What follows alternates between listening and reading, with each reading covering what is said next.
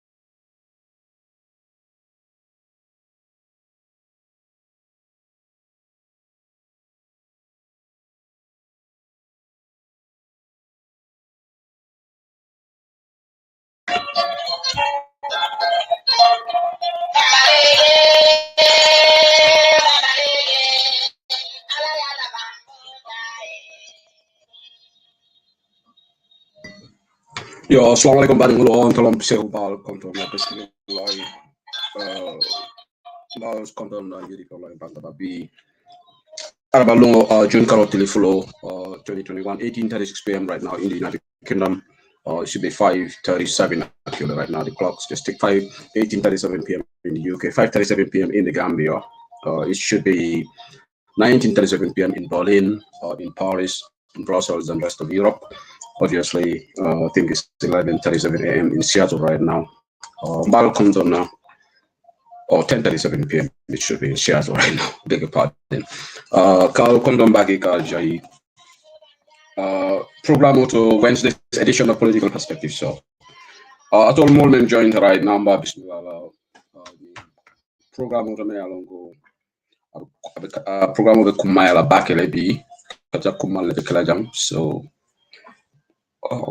Just stay tuned and relax. We'll have a very productive program on Bantaba today from policy perspective.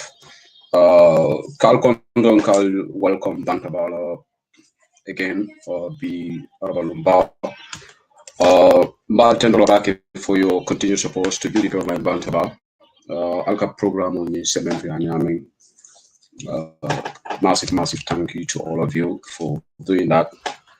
The program that la conca that inane alamando na program ko bismillahirrahmanirrahim na funda ko alhamdulillah rabbil alamin. Mina ka chalmen sura dang ase enton na fa en banko na fa en patio na fa. Masata la sen nego fa tankan di kumul kanan kumul me alon ko ase tinyaro samana ndama tena. Alama kaira ba sabat na banko kan. Me to alon tol fa nan kimo kilina jata ken their personal well-being. Collective well-being rather. The duala fanang sabati for ala mani manik for kelay. Mbokay manglana bismillah yiri online banta ba tay aral ba nyari fan weri June. The political perspective so. di leen gërëm tamit support ngi lay jox platform bi toujours da ngeen di jël seen time and time is money, time is valuable.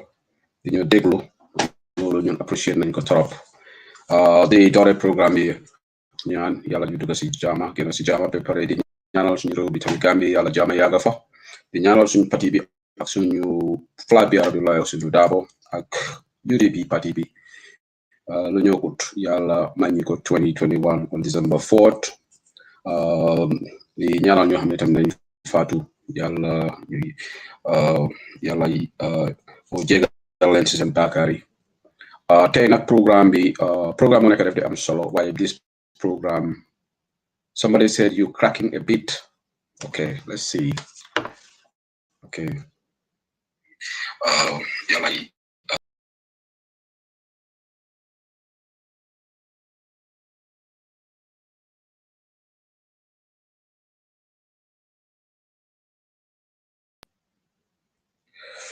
Yeah, I think I should be good now. Thank you, Jennifer Jallo, for letting me know. I think I have to reset the broadcast right now. I think I should be okay. Just let me know that I'm okay. Tay program monitor every I'm solo why tay tamit I'm not solo trop for good reason. I'm not kilifa yu mag ñu wara ñëw fi tay.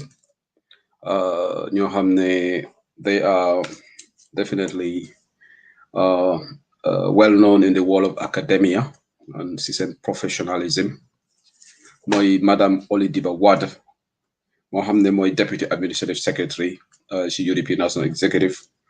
Kilifa bu mag, Mr. Larry Cisse, Mohammed Musna Neka Secretary General, Head of the Civil Service of the Gambia.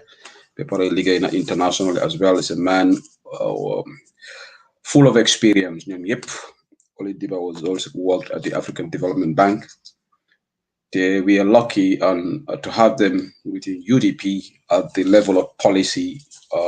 You get a very important role in terms of shaping up policies of UDP. Both of them together with other people.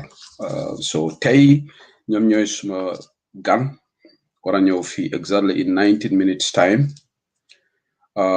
We will be talking dinañ waxtaan si UDP policy 5-point agenda bi boo xam ne Lawyer Ousainou Darboe unveil na ko si last congress bi, but the formal launching of this 5-point agenda is also coming mu ngi wara ñew. So Madam Wade Diba Wade ak Mr. Cisse dina wax si Socé and Oli will be speaking in Wolof. They will be here to dissect this for us. The Faram Fanchel Yohamne, this 5-point agenda, I mean, in general terms, of course. Then you si Fana, si Congress be in the Afri manifesto be tamid.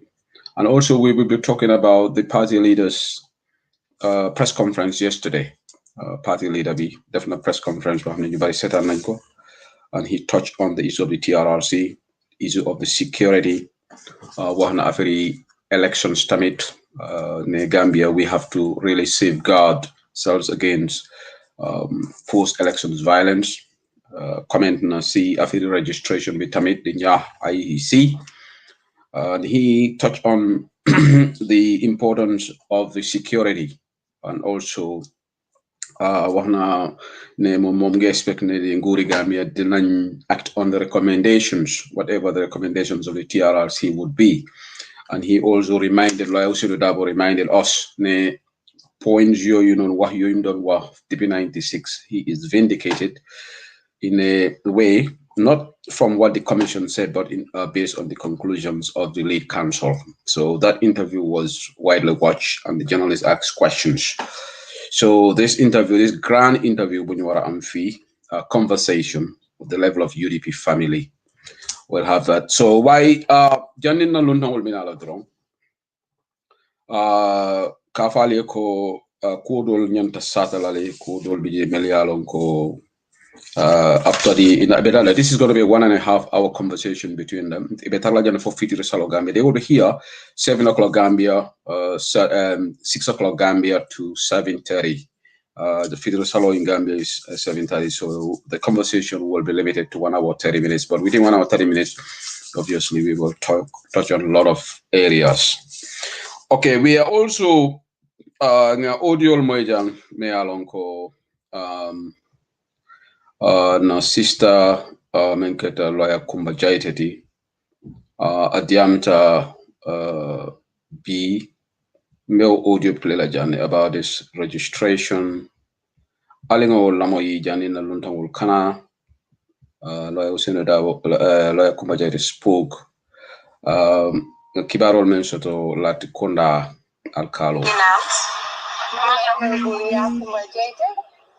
mane ma ñëw rek tuuti pour ñu waxtaan pour ñun nun naam si on what we need to do, how we have to buckle up and address this registration issue. Parce que I've been on the ground since on Saturday, they observe what is happening. We are having problems. Parce que in Serekunda West, Demba Betay Buma Guinea, ñu ngi face issue. So Senegambia Garas, where there is a registration center, when I approached the IEC reps, because in reps, you know, not allow access the records. For you, muna raise an objection fee. So IEC reps, you know, England one, and you want to join records fee. So you get record name them like individuals, you know, register. When IEC rep, that is not correct. So I contacted the IEC people, you know, they didn't get press release. So definitely press release, but what they are saying in the press release is being there, our agents being there is a privilege and not a right, which I disagree with. Because they are there to observe the process, thus they need to have access to the records to be able to validate the process. So this is an issue. The problem moi Serekunda West. I don't know if other MPs are facing this, but I'm advising each and every one of us to get up and be visiting your registration centers. Create a WhatsApp group in your constituency where all the agents in your constituency reps will be on, and you people will be sharing information and talking to each other. If they're driving away from one center, they go to the other center and register. Today I had this encounter with the Latin Alkali. I went there to supervise what was happening because I got info that she is giving attestation left, right, and center to people that are not even resident or even born in Latin Kunda. So I went straight to him. Deputy Mayor, Mr. Ba. So Musaba, so when we went there, I found a lady brought there by Maimuna Balde. So Maimuna Balde moko for Indi, two Sasarawule ladies, pick up the Nengari, so 2 or 3 of them. So I walked into them, and the Alkali was asking her where she was born, and she said Basse. Where she's resident, and she said Dipakunda. So when I heard that and the Alkali kept filling the form, I asked the Alkali to ask them to leave and that we wanted to talk to him. I told him, look, with what is happening, what I just saw, you cannot issue attestation to this woman. Because clearly this woman was not born in the Latrikunda and she's not even resident in Latrikunda. Manako, and the law is very clear on attestation. You can only attest for someone who was born in your village. That is very clear in the act. So, a lot of Gambians are in paper. So, anyone who in the old ID card or old voters registration card, whether you are from his village or not, the flag attest to. I took him through the laws. Why he's still going to continue doing what he's doing. So I've raised this alarm with our agents in Latrikunda to object to all the attestation and take record of them.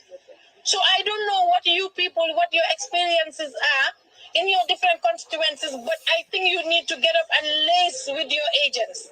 Create a WhatsApp group on how they need to take up these objections. Otherwise, these people are registering foreigners left, right, and center. Because when I went to Dipakunda, I was told they came to that Alkali. He refused to give them attestation. Now Maimuna Balde took them to Latrikunda because that is their guy. So please, nañ leen jóg ñu taka suñ diga. Nañ leen jóg ñu taka suñ diga parce que li guy yi ñu ci bëgg indi labaj. Okay, thank you. to at the Senegambia garage, I found a guy who had a birth certificate stating that he was born 94. Te koku soko gise am na 40 years. Mune 94 la judu. Manako yo 94 nga judu. Mune ma wa ñata at nga am, he couldn't even tell me. Manako yo mune manako yo leer na la yo you are not a Gambian. Yo nga ne Dipakunda nga judu. Kan moy imam bi Dipakunda bi, he couldn't tell me. Kan moy alkal bi, he couldn't tell me. How he got the birth certificate, I do not know. So we called him. None of them have given us security. So there are people with our ID, birth certificates, and our documents, national documents that are not even Gambian. And on the birth certificate, where they should put born to non-Gambian parents, that's where now they are putting the red stamp. So tie would stamp. If you don't take it out, you will not see. So this is happening. So let us get up and do something about it. New housing agency, you know how to take their records properly. Okay.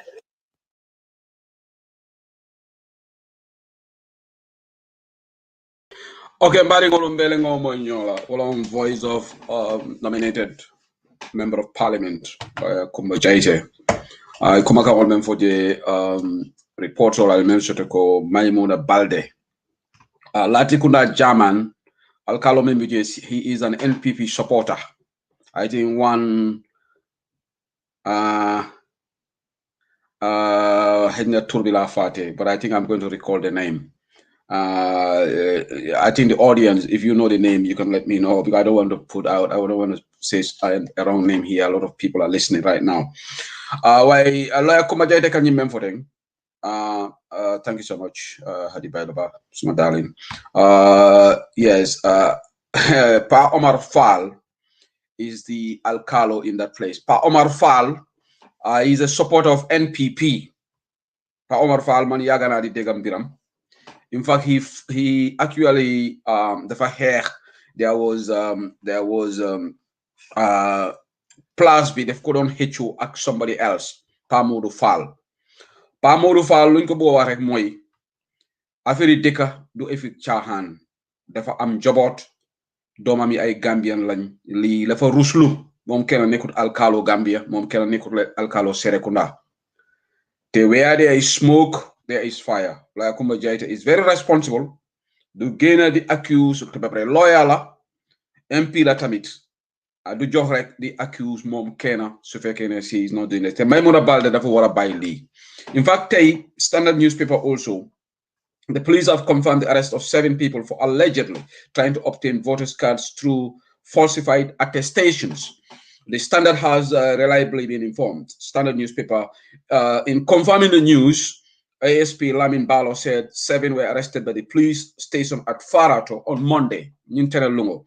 Ya most warawla fanan iko wala muda jemili ala lafta kapala yake la puruka Gambia kaito soto.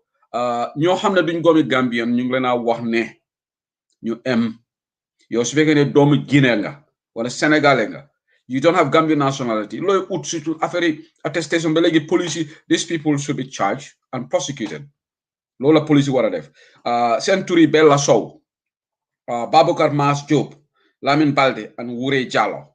The ASP Mbalo said the arrests were made after the police were alerted by agents supervising and monitoring the voter registration at Farato. It was during the routine questioning that some party agents realized that these persons were using fake attestations. We have confiscated all the documents. I want to take this opportunity to call on all Gambian citizens to be vigilant, ASP Mbalo said. Police only menkajang kukendala kajambe tentula batembe ASP Mbalo tentula. Momo kukendo ke Gambian be appreciate la anu domiro buba linga warale. Ibrahim Ture, a UDP agent at Farato Registration Center, said one of the arrested persons, Bella Sow, presented a birth certificate that indicated that she was born in Serekunda, while her attestation indicated she was born in Nema Kiang. Yefani ajele. Ikonyin Bella UDP la agent to member Farato wala ya realize ko ala wulu kaito wala akate wuluta muntole Serekunda barala CD andir kaitoto me alonko maybe ya ufana falsify le ya fake lom iko ate wuluta Nema le Kiang. Ali ajele ko nyin kurial be ke kanne. So it is good that you know wala nante ngafuko lawyer momo evidence soto na ya funtindi a NPP mo lebe nyun koma ise dal kalang ila diamula furingol sita e million Facebook live ke iba fola nimmo wuluta bansang ena si brikama. That's all garbage because ndol Gambian ol tamale nyolonne. You understand me? Nko Lawyer Usenu Dabo be sitting Cardiff in the pipeline for many years. So Jumale be wala residency question no. But it brikama more damale nyolone Musa Sedi be brikamale mo be yalon ka be brikamale. Ni boda nan sate do te sita bolon ko de nada. For a stage yela muso fanan mol ba lonal. But the ninga suspicion oje dawoda we will flag it up. No, NPP they are not talking about this foreign registration. In fact, Nibafola, they get annoyed. Janina Luntangol Benala. Let me also play this audio of Honorable Madi Sise. Alilame Madi Sise. Toñala mo kuma mi foka nun ka ko niko manjay alkali foka social media ko president Barola invite moment akata alkala me alan ko mu alkal tilini le alkalol kono alkala me alan ko akalwa da manekanda anya buka mo jube akajube loi min fotron ni nata be la testation la ban ni kada loi min fo ni teno wal ni na hanni bota jumale ya buka testation dila ko ni kumol le kafun tanyo bare meni kada code men yan ko report oke abe ko ala jamelo manim baba sankare nyol kabri report of tandila ila NPP molma unda nyanni nata alkalo d'accorda kono kabri unda na alkalo d'accorda kono ako alkalo ko minister lafta ni diam wonyale unda minister call ay telefono di alkalo diam Musa Drame local government minister Musa ila palaso long ye fan long etani luala nyim tilimbali asifani gambe dingole kelenyim banko 2016 amanke la hajuta amanke la dogo te Musa Drame honorable Musa Drame minister of local government original integration ila dokunte ila hajunte kana interfere banko la election kul kono constitutional electoral act man sembe di tela pour attestation ni mola loi sembo di mofula la sefo ani alkalo pour attestation ko mola momme anan ko gambe no mati bari to kayte tablo ko kabren to momme na unda fura manja alkalo korda ko na Musa Drame call jana ko la ko alkalo en ko lo ministre of the diamle ay Musa Drame call Musa ko alkalo en ko ngamoy ibuka son attestation de la molla alkalo ka en ko ha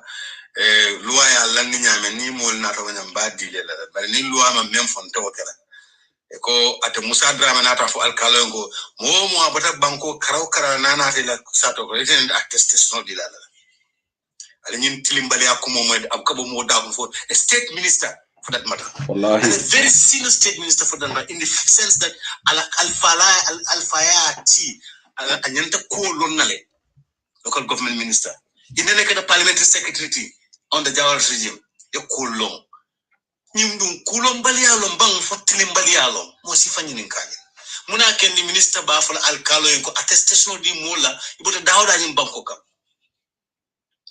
bare manja alkal kete alkal me alon ka e kulong asio ya diala la londo ya diala kayto le kata la no nay document di mola aka double kedle aka do detail la do ka fa personal file ko itna ya mola kukula amola file bonne kabira kat alkal fo nabla bila so alkale Mohamed Saleh Gomez mbe nimbara la mbe tentu la mbe jayla la do ko kendola ni kete nyaawonya alkali Mohamed Saleh Gomez abara do ko kegan ko luwa diala nyane ando amamoje mensa abondi luwa la slogan oto mba nimbara la mba tentula mba fala local government minister Musa Drame ida bondi alkalo la do ko kono attestation manquete la mandate sefoni alkal even do hanare be la ondale o tete la do kuti ya dilale loi guiding principle de ngata tamila men la attestation de mola itata wo fona wole olon al mola al damu al kan interfere mola electoral process kono unda nyang sere kunda idabuje ila do kunta woti minister permanent sector so director so ama Musa menke na make ura kete on partisan line because ite unda nyamu NPP la mola tijaw ate Musa Drame NPP called ota manyin tamandi official line ni official line no permanent secretary or deputy permanent secretary wala the minister wala the nala alkala or better still aja through the mayor of KMC but ne aja ite undanya use ota albe partisan line use kam yin tapala ni kurial te kenol ni banko anymore ala baraka bak mbe tembo mento alkali manta hani janni jang abala bunkono le Mulsi hakilo sabatini ko alkal mo Salim Gomez of Manjay Kunda amanta hani janni jang mo ma kumandi ka fa e fundete danko nanda amante danko mola yin so wanda fonta da fala bunko na bara do ko keda molbe rounding be not attestation and be attestation de kan accordingly wala baraka bak albadi mala mal kaf nyomal do ko nyomin keda honorable Madi Cissé. Okay, wala keta honorable Madi Cissé Serekunda West la National Assembly ila MP be Musa Drame tenkerenkam koy credible information on mesoto Manjay Alkalo Mamadou Salih Gomez ko mo kende me alon ko abuka kayto di mola ni me manyana kayto so la ngani alkal sifal ke tentu ke jayi alama simayala bankudin kendolom comme honorable Madi Cissé afo nyame bari ko ay kibaru nga kibarol mesoto local government minister Musa Drame amalo warata ko ani unda nyang try to intimidate ka silandi like kumba jayte diamata bi Lord Mayor of Banjul fanan diamata min kete Rahim Malik looked at the coffee show bi mbala audio play la jam ni na lon tawol bota jam ka seni andiro ke allegations on membe kam Banjul we will hear response from the Lord Mayor of Banjul Rahim Malik lo bari na lon tan kilmo fela don tan kete Mr. Larry M. So just wait for Oli Dibawada to join as well. I'll be Lamaka UDP Online Bantabal exactly 1900 hours in the UK. It should be 6 p.m. in the Gambia. It should be 11 a.m. in Seattle, USA. It should be 8 p.m. in Hamburg City right now. Bismillah, political perspective. So program also. Me alone ko in Alpha Balenyantanala Kajala Jam, me alone ko UDP 5-point policy will be the cornerstone of this conversation. Mr. Larry Cissé, Bismillah, UDP Online Bantaba. Thank you. So good to see you. Good to see you, Alpha Ba. I will just wait for Oli to come and join us. Then we will start the program. Oli Diba Ngala from Mela. I think she's already here. Assalamu alaikum. Walaikum salam. Oli, welcome again. Welcome. Thank you. For I don't know how many times now to Bantaba. I make this the last one. You will make this last one? No. In fact, you will appear more. We need you more. Lakam. Alhamdulillah. Mansi solo binak. Mashallah. Thank you. Thank you so much. Thank you. Both looking good. Okay, as the saying goes, ladies first. I will give the honor to Oli Diba to introduce herself first. Then I meet Anna Kebaya, the Lamujesu Kelifaji, Mr. Cissé. Oli, go ahead, please. Assalamu alaikum. Jërëjëf Sedili. Assalamu alaikum. Waa Gambia yi nekk ci diaspora bi ak ñi nekk fii yëpp. Man la Oli Diba Wada of UDP, United Democratic Party.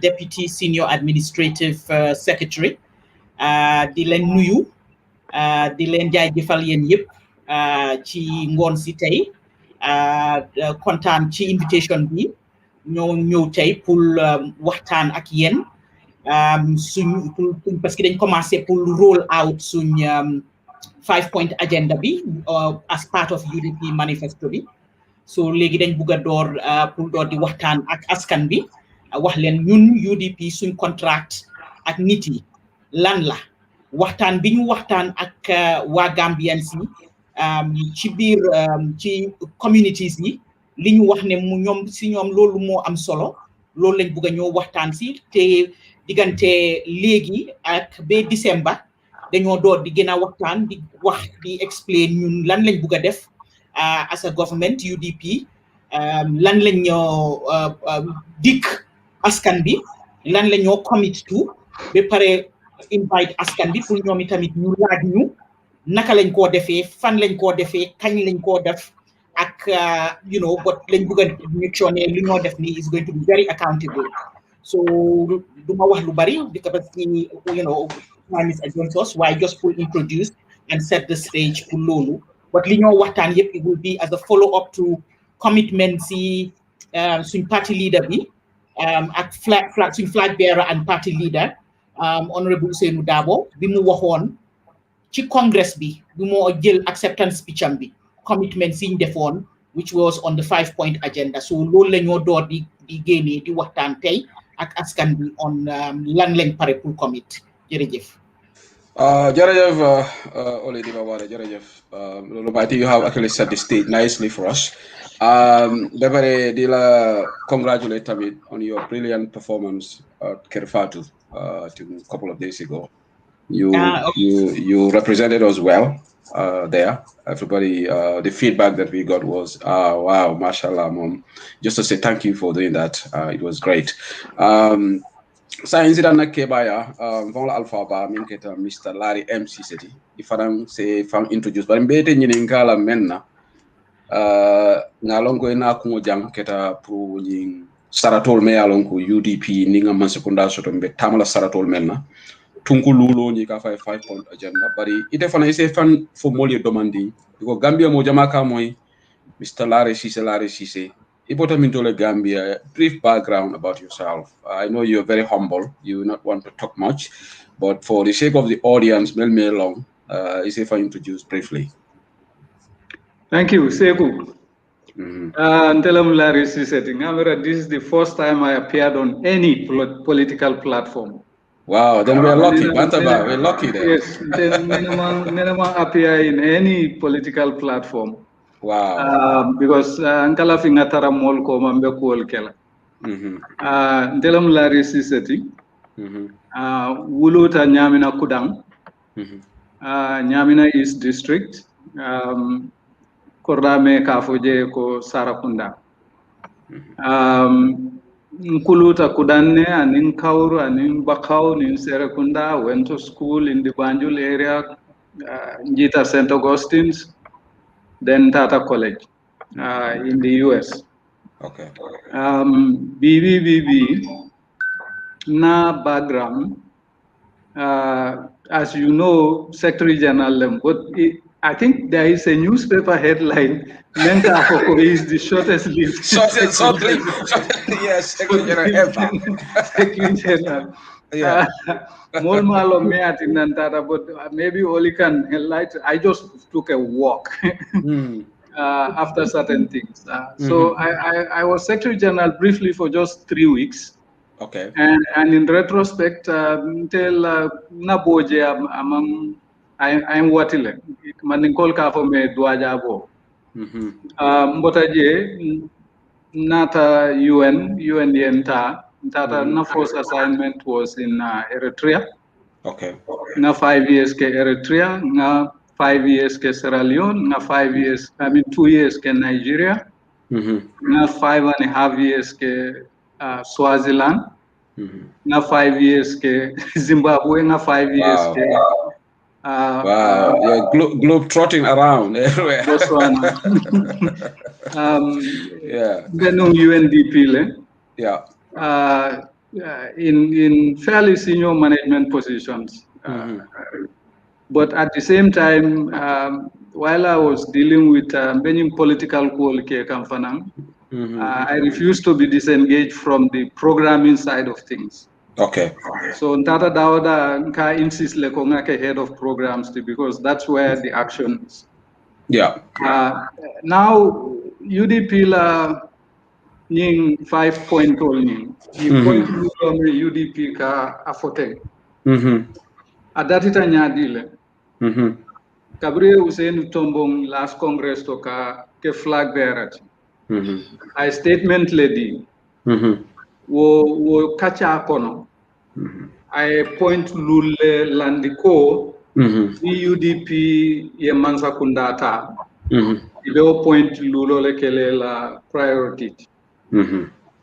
O point lulo ngawoleta. I mean for ngawoleta. Na manifesto dada. Manifesto ni molka foko ametale. Yes, ametale. Abina samusila. But manifesto ni tuabol ka for me real time issues. Will level manifesto kon.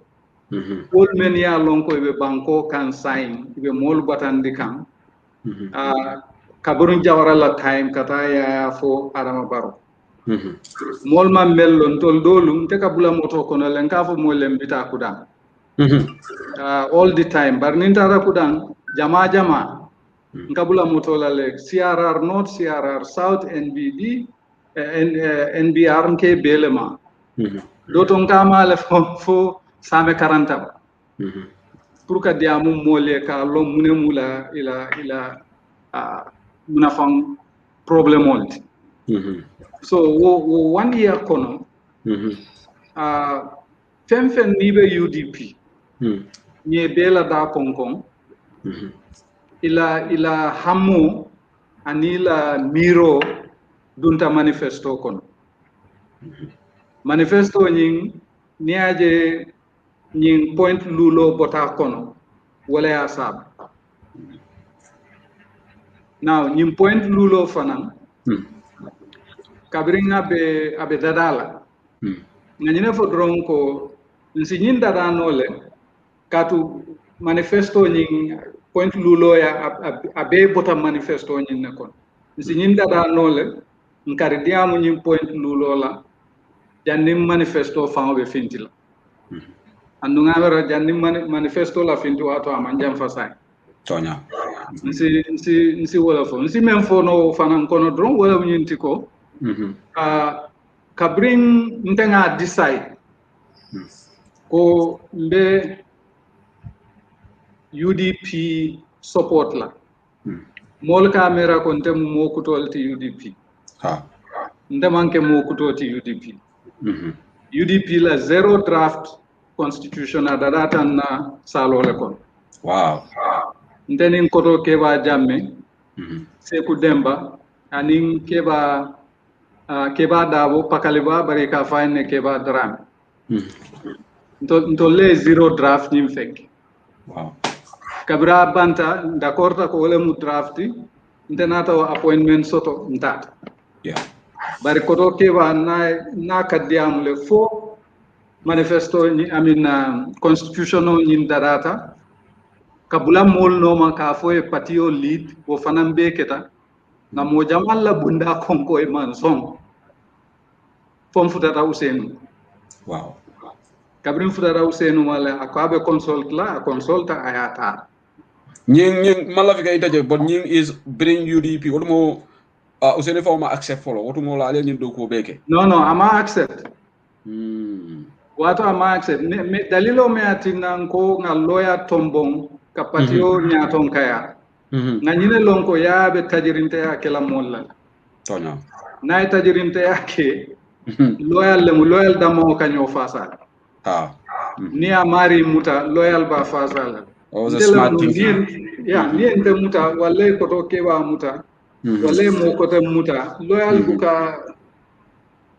buka sawar je bak bari damo li kanyo sansan so wala tin na lafta nga foko nga bule noma kiliyata wow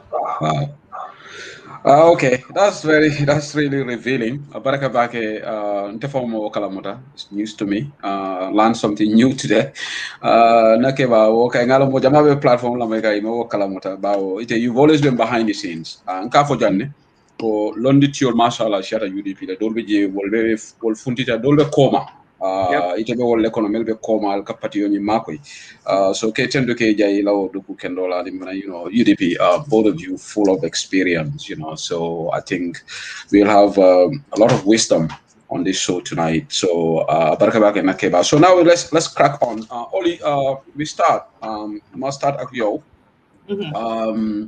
5-point agenda bi why bala ñu dem ci 5-point agenda bi demb amna lu am solo lu xewon ci the party headquarters the secretary general party leader did a press conference waxtaan ak journalist yi dina leen laaj yeen ku nekk what seen reaction towards that and lan ngeen fa jànga ci press conference boobu noonu Oli jërëjëf Sedili press conference bi foog naa was very timely party leader bi daf doon also respond or react to statement bi president bi def tamit. Yeah. But the initial idea concept was to really talk about the current security situation si dëkk bi. So bu moo highlight mu ngi highlight challenges yi nga xam ne moo mooy one of the triggers yi affect yi lifin security situation bi si dëkk bi. And yooyu dafa bokk si sax 5-point agenda yi ñoo wax on the employment and on the empowerment and the education and training as one of the triggers. Waxut ne boobu the only trigger, but one of the triggers. Wax also ne security apparatus yi, which was very, very important. Security apparatus yi, security personnel yi, ñu ngi def liggéey ak with very limited resources. Muy appeal mu doon appeal nag ci government bi pour mu make ci president bi pour mu make sure ne security personnel yi am nañ the necessary tools and resources pour mun a def seen liggéey. Because lii tax lii yëpp di xew parti leader bi highlight na ne deportation yi nit yaa ngi xale ñu ngi delloo si youth si. There's no program, there's no no arrangements, no incentive of how to actually integrate them back to biir society. Te loolu dafa important because ngi jël xale yi process bi ñu jógee fii sax pour dem benn problème la rek liñ jaar ci xam nga dem through Libya dem through Mauritania Mali ak yooyu. Then war a egga with all that trauma, they didn't have any psychological support. ñu jëlaat leen delloo si waat leen. So foog naa challenges yooyu coupled with drugs and whatever narcotics are being handled si biir dëkk bi. Amul liggéey. There is no reconstruction programs pour xale yi. Taw yi liggéey amut dara amut. Some of them will resort to obviously drugs. So waxuma ne ñoom yëpp a resort to drugs based on that. Waaye foog naa moom li mu doon jéem a emphasize mooy foog ñu am initiatives yoo xam ne dafa dooleel youth si initiatives yoo xam ne daf leen a empower daf leen a creatal opportunity. Government mënut a create jobs pour ñëpp waaye environment bi daf ko war a create def ko mu conducive pour youth si. And so foog naa daf doon emphasize on loolu on some of these triggers yi heightened security as a result ne xam nga youth yaa ngi suñu fekkee ne amuñ drogue si ñu ngi génn di dugg si biir kër yi. But li gën a alarming mooy the fact ne xam nga ñu ngi ñëw armed ñu ngi break in. The issue of rape has the increase in rape cases ci biir dëkk bi is alarming. Yooyu yëpp dafa affect security. So moom argument am mooy su fekkee ne dafa dañ address on security sector reforms yi dina doon address a lot of these issues. Ni ko doon dina ko doon mitigate. So foog naa mu doon appeal di follow up ci li président bi wax waaye tamit xelal na président bi ne ko li nga wax ne ñun dañu war a jël responsibility suñ security mu ko wax ne yow as suñ commander in chief ñun ñoo la dugal ci biir position bi yow yaa ko war a protect community bi including man suma boppa Ousainou Darboe ñun yëpp yow lañ teg suñ bakken ak suñ livelihoods ak suñ yëpp pour nga make sure ne environment bi is conducive. Wax on TRRC bi so daf doon wax on burning issues, so it was not just on security but on burning issues of the day. On TRRC bi di also appeal pour président di make sure ne recommendations ci TRRC bi dinañ ko jël seriously and address ko, including diaspora voting bi. I mean, how ma kan ñan ñoo affected why UDP is so traumatized affaire yi diaspora voting to the fact ne they might duñ vote. And if seriously ñun xam nañ ne ñun suñ nguuroo bota bi is the diaspora. So the fact ne mënuñoo am diaspora bi pour ñu mun a exercise seen civic rights as citizens really is very upsetting. So mu doon wax nag ci kaddu yooyu pour mun a respond ci président bi on security situation bi but also on elections bi ñëw voter registration yi ak yooyu. So I think it was very timely And Lee is part of monthly communications outreach and we know plan every month to reach out to Watanak Askanbi on burning issues and his thoughts on those things. Well, thank you, Oli, giving us a summary. Fogna lal na tamit affaire TRRC bi ak election bi tamit mu doon ñaax Gambian si so to do everything to make sure you avoid post-election violence, Mune Gambia Jamalan so he touched on a lot of areas why these are some of the highlights of his speech, and I think it was really good that as the leader of the UDP I may save the gear to Mr. Cisse. Mr. Cisse, party leader la diamo kuno ala press conference finance demanding faiji kuno be just around 2:00 ning Oliver diamo kan ako ngaje nyadi len kai well I 5 points memma. Those are the 5 burning issues facing Gambian society. Gambela wol bebe nying kululo le balay menu fote. Yo I TRRC ma ka foko ajikita nyina ko barola mansa kunda ni reporto diala July aba tamandila nyanta tamandila nya. I bankola security ko fanamfo ka foko security man soto banko kan.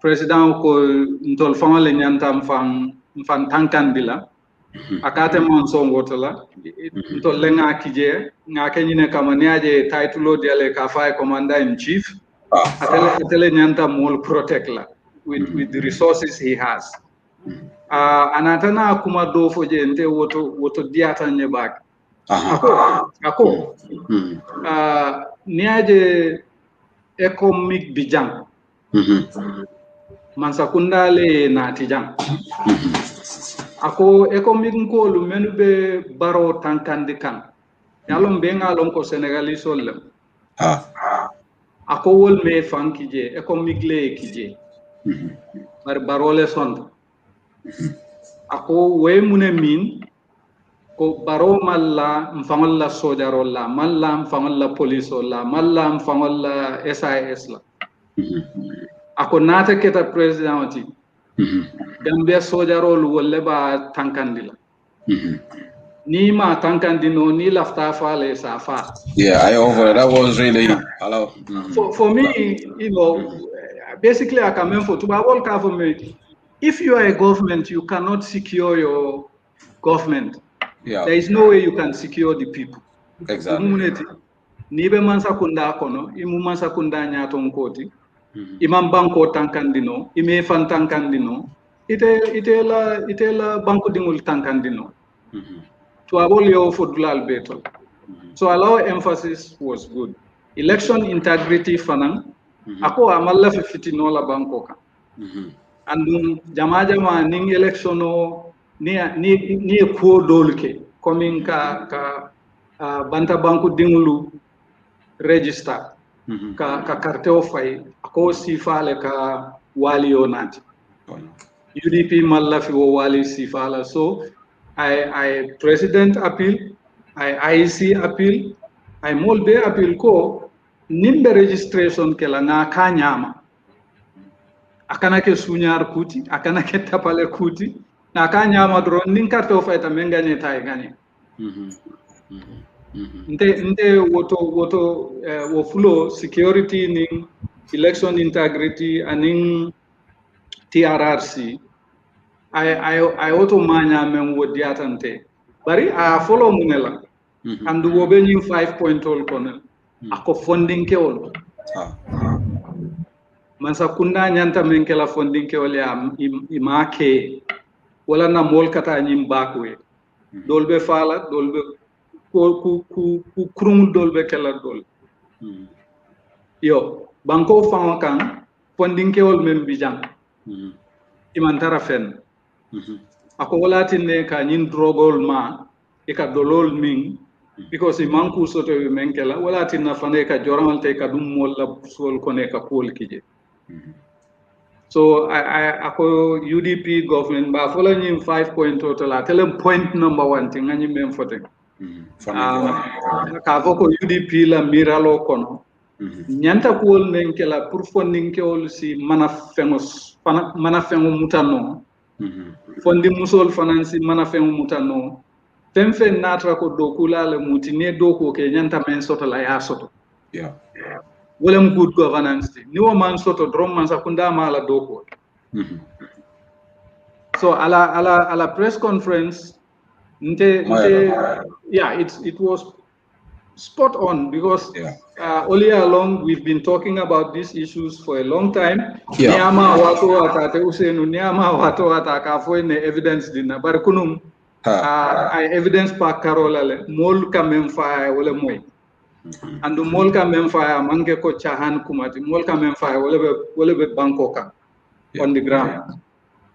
Baraka bake Mr. Cisse ifanan ngaye yo ko nyin ya explain mole nyame ngamera akumaya bakele bari mawbe la makam banta balla ning Mr. Larry Cisse ning ole diba wadal bijan. This program is being recorded live in the WhatsApp forum, so melialan ko megabyte shoto, so they will listen to this and to the audios in all the UDP forums in across the country. All the these audios will be shared there. So right now it's been recorded live. Thank you to our team. So science in doing into the nitty-gritty of things. What party leader our press conference only you come as a 5-point agenda be legi. Monga nyo jox a synopsis of 5-point agenda be lan mo fa nek. Wow. Jërëjëf Sedili 5-point agenda bi comme ni ñu waxoon initially foog naa wax nañ ko ci forum yu bari UDP forums yu bari. Number 1 ñu ngi xool lu jëm ci youth employment empowerment scheme. te ci fànn boobu dañ bugg a engage facilitate engagement boo xam ne private sector bi dina am an important role bi moo play ak government pour ensure ne xale yi youth yi necessary skills yi pour mun a create employment or ñoom ñu employ leen parce que loolu dafa it's very important ñun dañ foog ne foog private sector bi because government mënuta comme li ma wax government mënuta create jobs waaye mun na create the environment pour facilitate with the private sector. Buga nañu also pour establish yenn skill centers boo xam ne dafa nekk ci different zones yi am different regions yi pour ndaw yi pour youth yi mun a am opportunity pour train on seen skills yi liñ bugg a def ak yooyu including sports ak entrepreneurship ak yooyu. Leader bi si press conference bi sax waxati na ko bi mooy for second or third time bi muy wax about the need to establish a youth empowerment fund boo xam ne dina jàppale ndaw yi pour ñi nga xam ne ñu ngi bugg a dugg si commercial business parce que léegi du ñëpp comme li ñoo wax du ñëpp a mun a dem liggéey ci office so ñu ngi bugg a encourage nit ñi pour ñu dugg into entrepreneurship pour ñu dugg into business in different sectors particularly in the agriculture sector. But muna said that dinañ muna establish trade association and trading posts like you pull opportunity pull youth empowerment fund bi also pull youth service scheme boo xam ne dafa nekk a mandatory scheme boo xam ne ku jeexal school nga dugga ci scheme bi pour ñu mun a dooleel sa métier ou sa skill bi nga mun a am ñu mun la jàppale waaye pour mun a engage ak community bi tamit opportunity bi dafa nekk tamit pour ñu mun a hold on I think there's a feedback coming hold on Oli. I think there's a feedback coming on the computer. Okay, I think it's stopped now. I think okay. Stop now. Yeah. So youth service scheme bi liñ bugga mooy pour make sure ne ñëpp ku jeexal di nga dem through process bi pour mun a am sort of community understanding pour mun a ensure tamit ne patriotism on being Gambian and being proud of our culture of who we are and our Gambianness. Yeah. And to change mindset, this concept of tribalism. You know, very few decades like wax affaire yi lolu. Why dañ bëgg génné lolu youth si, especially youth si. I mean, Macky dafa difficult. Why youth si pour ñu génné that concept, why pour ñu gis seen bopp as Gambians first, as opposed to ne dañoo xam nga lii la or fii laa jógee or fale laa jógee. Notwithstanding why pour ñu mun a embrace suñ Gambianness bi. Then UDP dafa def a lot of emphasis on investments in agriculture, especially in the and on the tourism sector. So bëgg nañ pour youth gën a dugg ci foofu gën a farlu foofu. Dinañ jàppale tamit youths yu jigéen yi pour engage leen pour ñoom itamit ñoom dañ farlu sax macha allah ci areas yi entrepreneurship.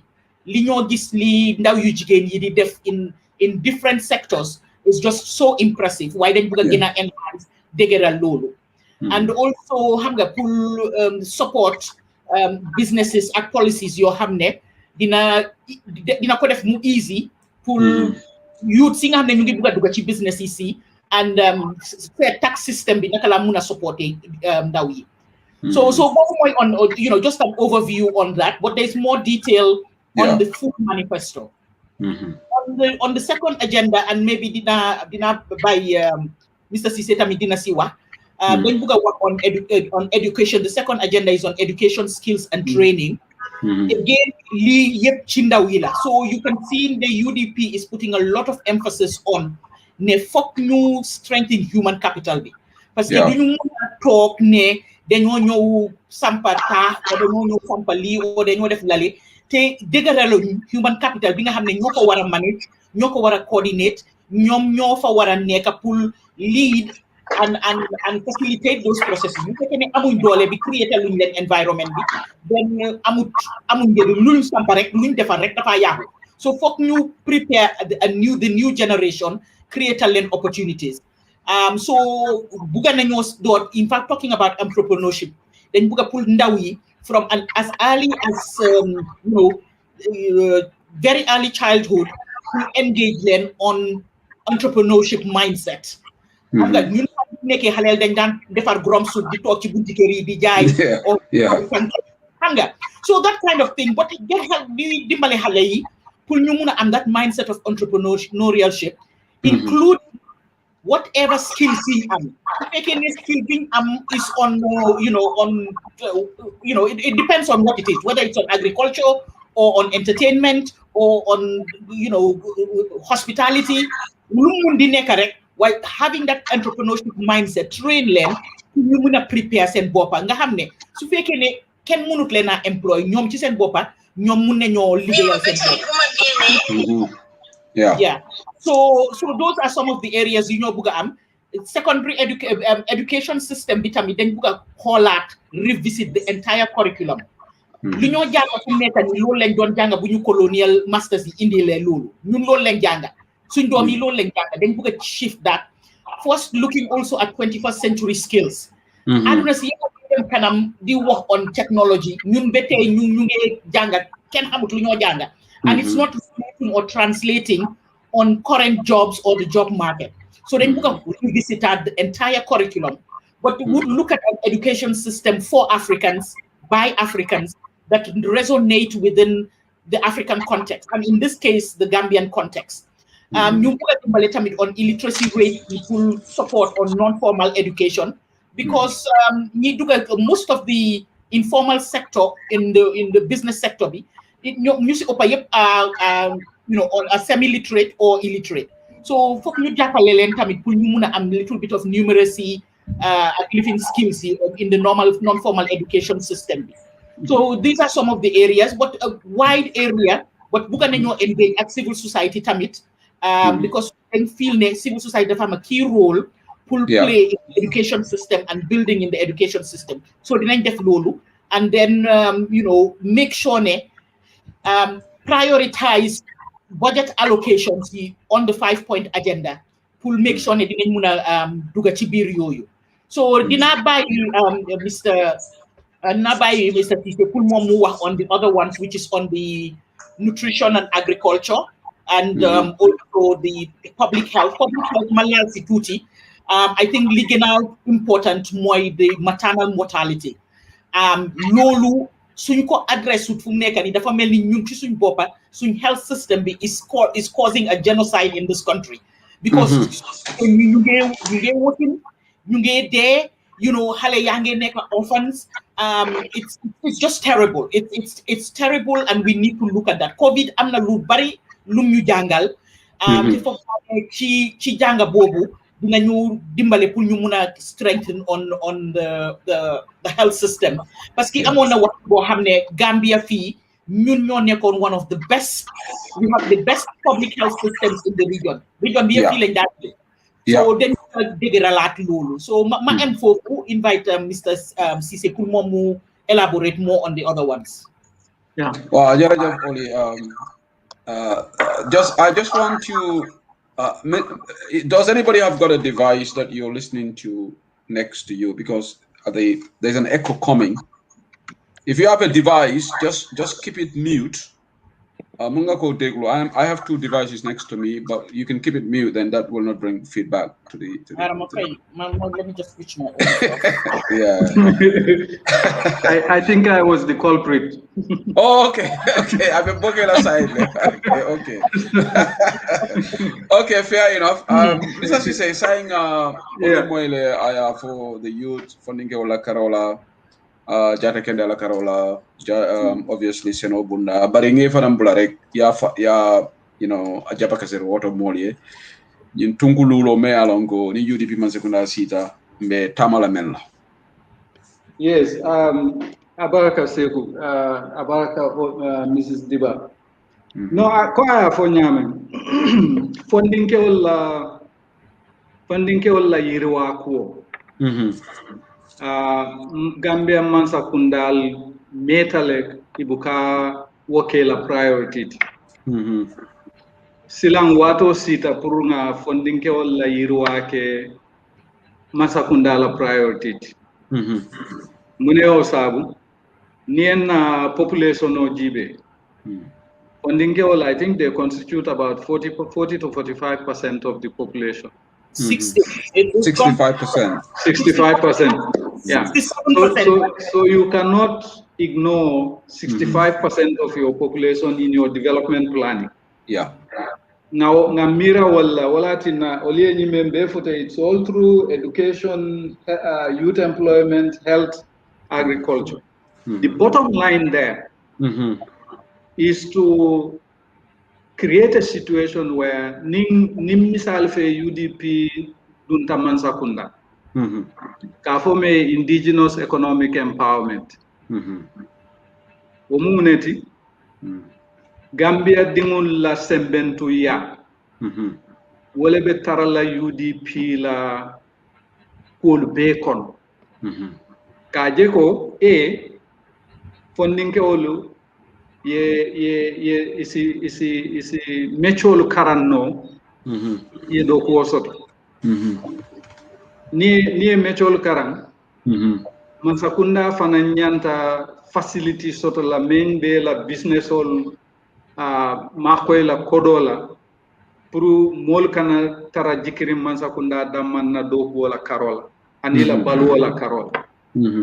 So, indigenous economic empowerment is in the heart of everything UDP is planning to do. In the manifesto, in the 5-point agenda, in the party leaders' acceptance speech. They are all internally consistent. Ibe sota nyokan. Now, agriculture. Ntefe, Kabri GPMB privatized. A cooperative privatized, a GGC privatized, a NTC privatized, a Gambia Commercial and Development Enterprise privatized. Na Santongo ye fuareandi wolenya. Badolo, Santongo. Ye fuareandi wolenya because wolem nganyulu memfoteng, wolem manankundulat. Kabru tata fuarea dunta santo mo be bota santo e bebe kom wole rulan oban trif sembo trif nati ha so UDP quand même fotro wala mu yintiko ñing growth centers men Mrs. Dibakafo be kala blal tole taring pour molu si manankum soto no santo isibo kombo ye muri bota dame i murte bota dame ye manankum soto je banque bi je ni sulata kodoma pour ka ku dati fo seno la karolem bang fo business la karolem bang iba soto la nebe sindi la kombo ni traffic o men bi jante kambora male nkata sikuda because congestion o warta so agriculture in youth employment education agriculture would be nyanta sabula menna wala munyinti ko ka hadama di musembentu ya pra bulosa kobe number 1 number 2 social protection ni sasata nyanta dula soto le bita dame ye jaralo soto je ye boro soto je akana ke batakut ni atra ko mando ko no ferem government nyanta system o soto lale me a lonko isi welfare soto ando amanya na kala nyinti ko mbe kodo fula dulal to le tarin kanyim kolke kodo be nyim banko kan ni buka be batar dim pisir pasar kodo ka pisir pasar le walati na nyim kodo mbuke keno wo sabanjam ko ma dati nyame ka sembo di molla puri buloye kobe buloye kobe sam natra sene lalle muti buloye kobe nje natra ko kapentala muti buloye kobe nje natra ko businessman ole muti buloye kobe nje puri ikana tu jikiring mol ka mendila ifango sembo si mendila ni mansakundala ma koyro ndiwol kafta anyante sambala dama e samba now na youth employment ma na education ma na agriculture ma na public health ma manda memma wala energy energy and in digital infrastructure yes energy wala munenti courant la ko ba bisa si se malafi ila camera iba adjust no demande ma ye pour mol seje properly brilliant yeah well ani mfa le ka ken kasembe yalo si se ko nangol alman technology lombak guilty as charged guilty as charged good so energy wala mumunti esanso aning tabirlang gaso aning kurang aning interneto digital infrastructure ning mansakunda kabring be alon ne kabring ye ning essence kuoma na bakon u jamale keta fen jamale safeta contractual sainta niaje molia lo men sainta men safeta e mol commit ndi menna wote salon kontata fala website ol to kaje masakunda ba mol amanyanna kala wonya ni atra ko e molla fengol di nyulla ya fo molle dronga dila le obe ko fe andila pour que bondi je bari e ko sign ne mo buka bakalam now nyin gam fiber be nyin diamo men na tabe senarin set gam fiber le mot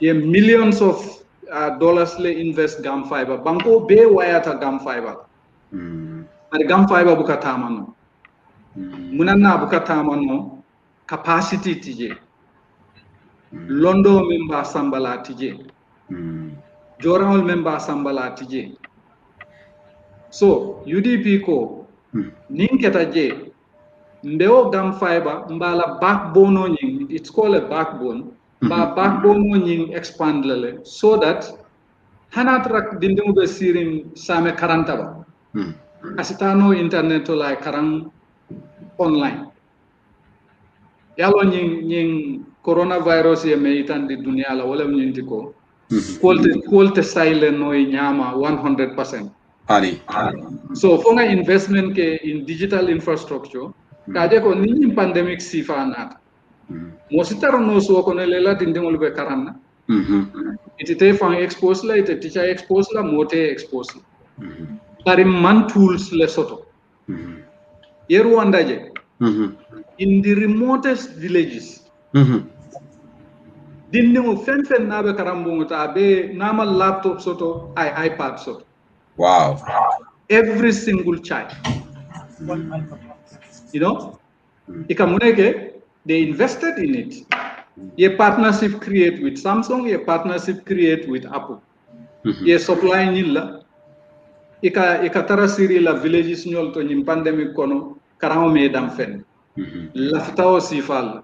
In all of this seku, what the men normal, the building, creation, and entrenchment of the capable state. Molka capable state for capable state. What it really means is that a banko dada for banko sa fan topotono. Dimbanko sa fan topotono.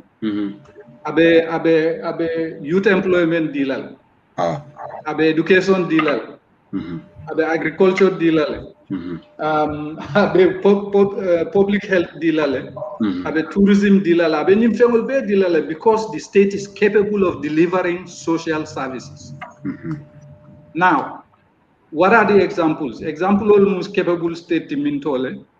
The first thing that comes into mind is Singapore.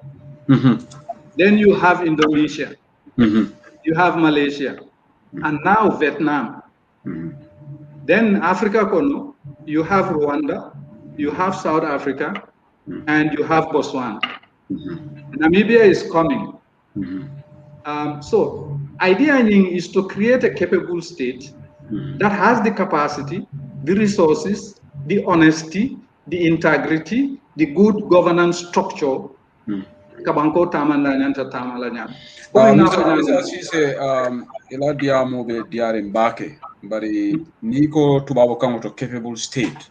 Mbafo la maninka kamo to. Afo maninga yalo nyoni nkolbe la meke to langale kamo sene yabake. So a franfanse moli ni capable state. Anim fonan audience solo I'll program enjoy can I'll question also I'll comment. I'm looking at the comments on the computer. Ni momo nyini karo also for this our guest. Just put a question there and I will read it out for you to you. So, but in capable state, akumata bakaleje. Yes. Be fem to. Be men no madrom. Wole munga mansakunda lo. Be alonko. Abe banko tamandila. Kuru. Na funding ke ol sikardo ko soto. Isi manankum soto. Isi munafanku soto. Na businessman ol finance ke wonya.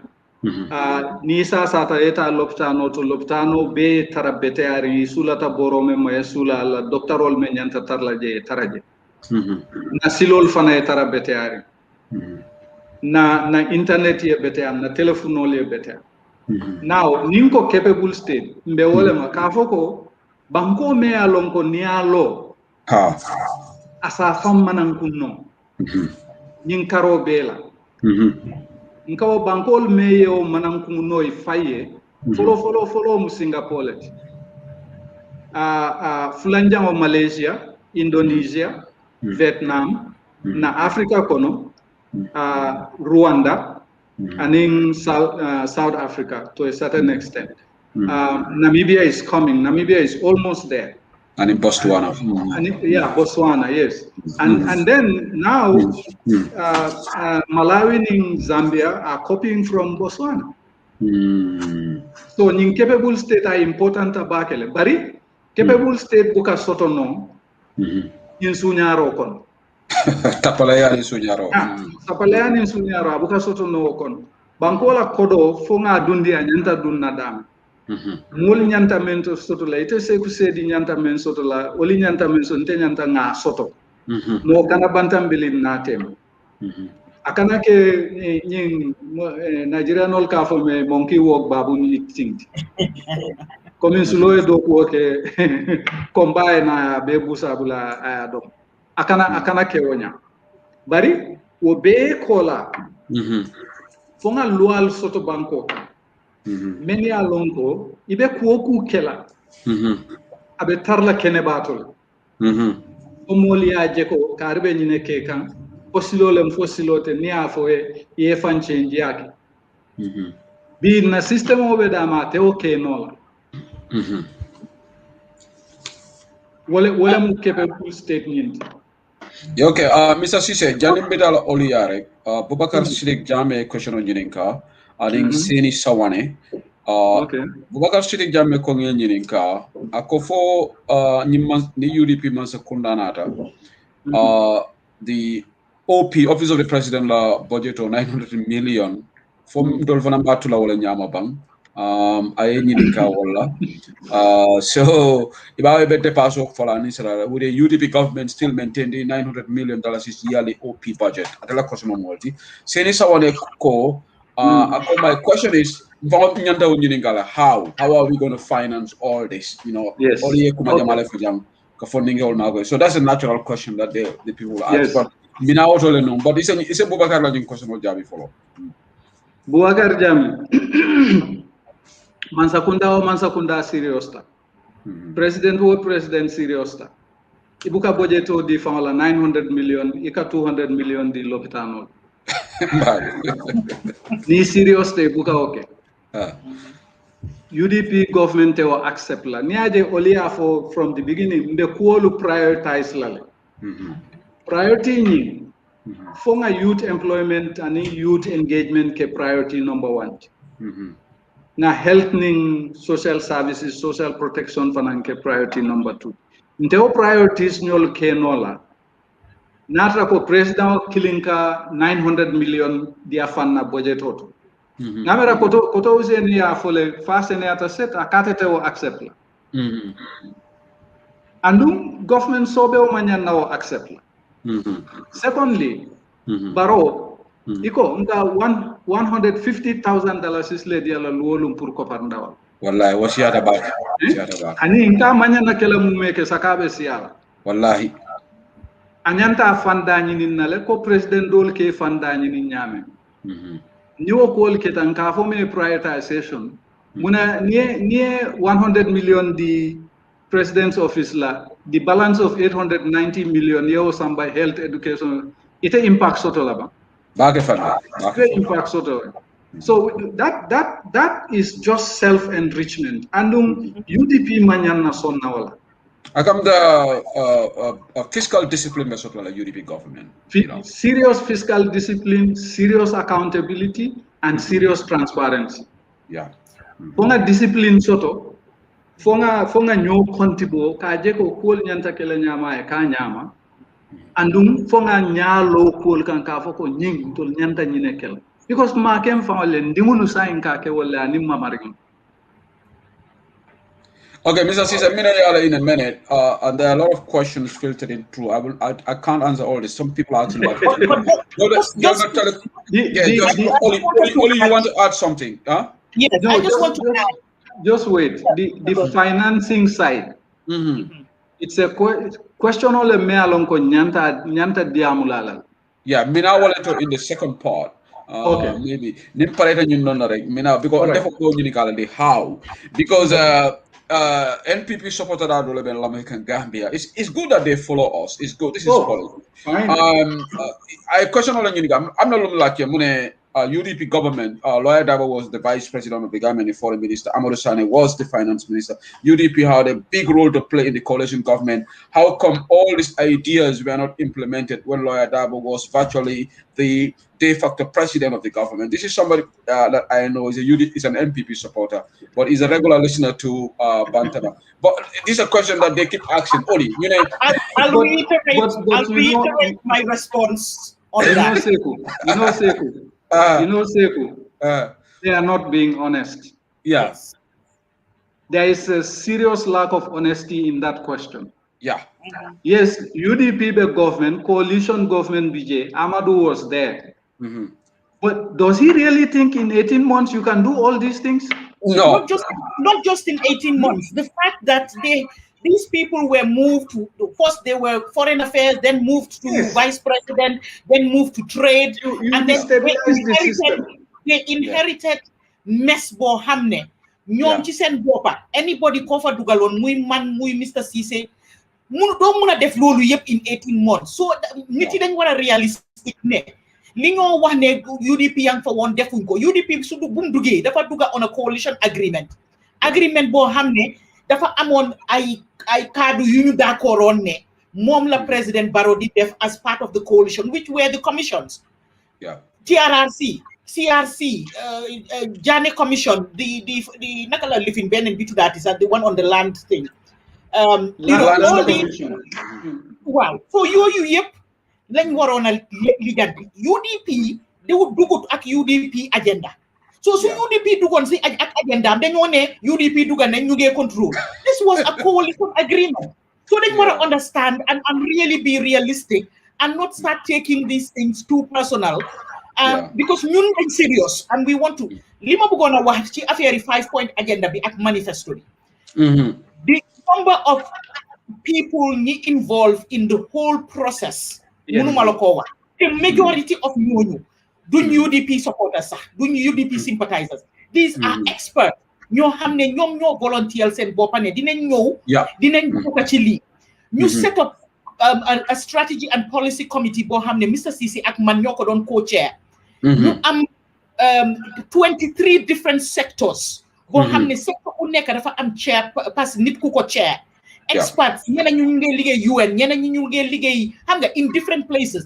ku si nekk ñun yëpp dañu ñëw as Gambians not UDP ne dañ bugg a bokk si seen health policy bi dinañ def suñu research dinañ dem out there dinañ discuss dinañ find out dinañ def the same with education so it was a joint it shows the inclusivity of everything very inclusive wow and actually we started last year and it took 1 year to be able to bring all this together lots of meetings lots of to and fro's lots of feedback diaspora be engaged so it wasn't just UDP talks it desk bi di binda ne dañoo def lii dañoo def lali it was a very consultative process both in the communities both with the experts both with verifying data both with the budget the finance team in the no one what ñu ne li ngeen def fii realistique ut lii def leen nii ñu discuss ko national executive bi ñooñu joxe seen feedback it was a very very inclusive coherent wow so do loo xam ne dañ toog rek di ko def ne dañ bugg a win elections dañ bugg a lii it was very thought to because lii UDP dafa am legacy bu mu bugg a bàyyi te bugg a nekk di wax di make promises yuñ munta def dañ weesu loolu fu mu nekk nii dëkk bi ku si nekk anybody directly or indirectly ku si nekk you are affected so bugaatu ñoo di wax yoo xam ne lii la now people get excited and everybody wants to know how are you going to do it when are you going to do it what is it going to cost what is it going to do wallahi bu leen yaakamti bés bu manifesto bi génnee di ngeen gis and from now dinañ see a very manifesto in a minute audience we have just 34 minutes time de begaw te Mr Ceesay mom su timis jotee daal duñ ko mën a téye fii so let's just do this audience. I will leave the questions later, maybe the last 10 minutes of the show we can deal with the questions right now. Mr Ceesay, is there a question on Yininka or Jabi on finance? I don't know whether there's another question which is to be independent. There's a lady somebody I don't know asked to be independent in telecommunication. Are they going to put plans to make Gambia non-satellite dependent? Because actually we are a satellite dependent, and that's part of where the hiking of our internet fees come from. Mr. Mr. Ceesay. But that's where I talked about the backbone issue. We have this Atlantic Mediterranean going all the way into Latin America and North America. We have that system. We are part of that system. That's where gum fiber is partly being sourced from. We need to create the backbone where we can have an independent backbone to drive our internet, and we have alternatives, not just 1, 2, 3, 4 alternatives if possible, so that one goes down, the other one goes down. But as it is now, ning kue internet soto drum, gamtel kameng announce wala na fault soto alimbalal fonga fojanimbada dal imam fallback soto imam substitute soto imam backup plan fanan soto. Now, ni manifesto fintita.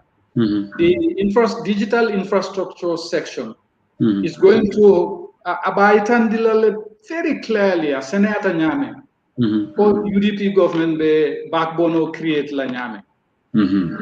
Ba coin dilale. Nte depend la satellite damankan. Nte depend la nyin ba kono line o damankan. Pongam fansu line o is cable. Mr. Cisse, dole fana lafta in the same Jani be paralaje ako he said there is a problem with this gum fiber thing. What is the problem with it? The problem is it can get very temperamental. Sometimes nibela internet software it gets very, very fast. For ita content ika bulokosi. And then in the next second, it slows down and goes off intermittently. Does that have to do with the capacity? Is it a capacity issue? It's a capacity issue. I don't think Gamtel, they've trained their people the way they should be trained in terms of managing and maintaining the system. Okay.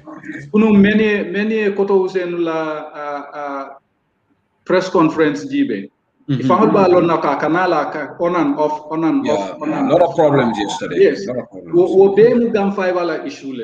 Because we do not have the kind of technical skills and maintenance skills to maintain the system.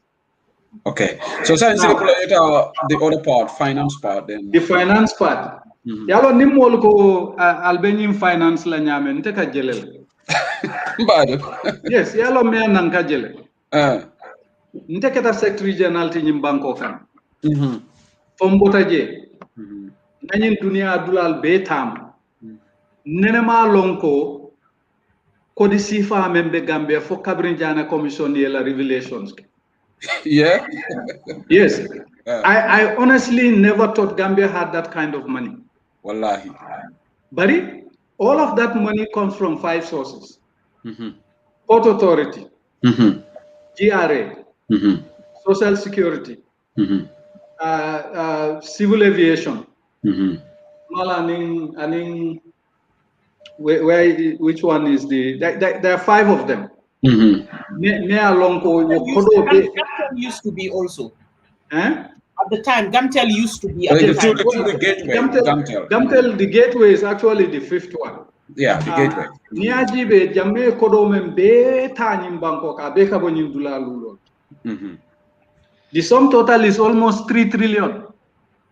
Wow. Now, near GRA Damanta, ila commitment to government this year. GRA ko ibe 12 trillion, ibe 12 billion dollars is ledokula. 12 billion in 12 months, which means 1 billion in 1 month. But near la revenue stream jibe, it can be 24 billion. What 12 billion or bijele.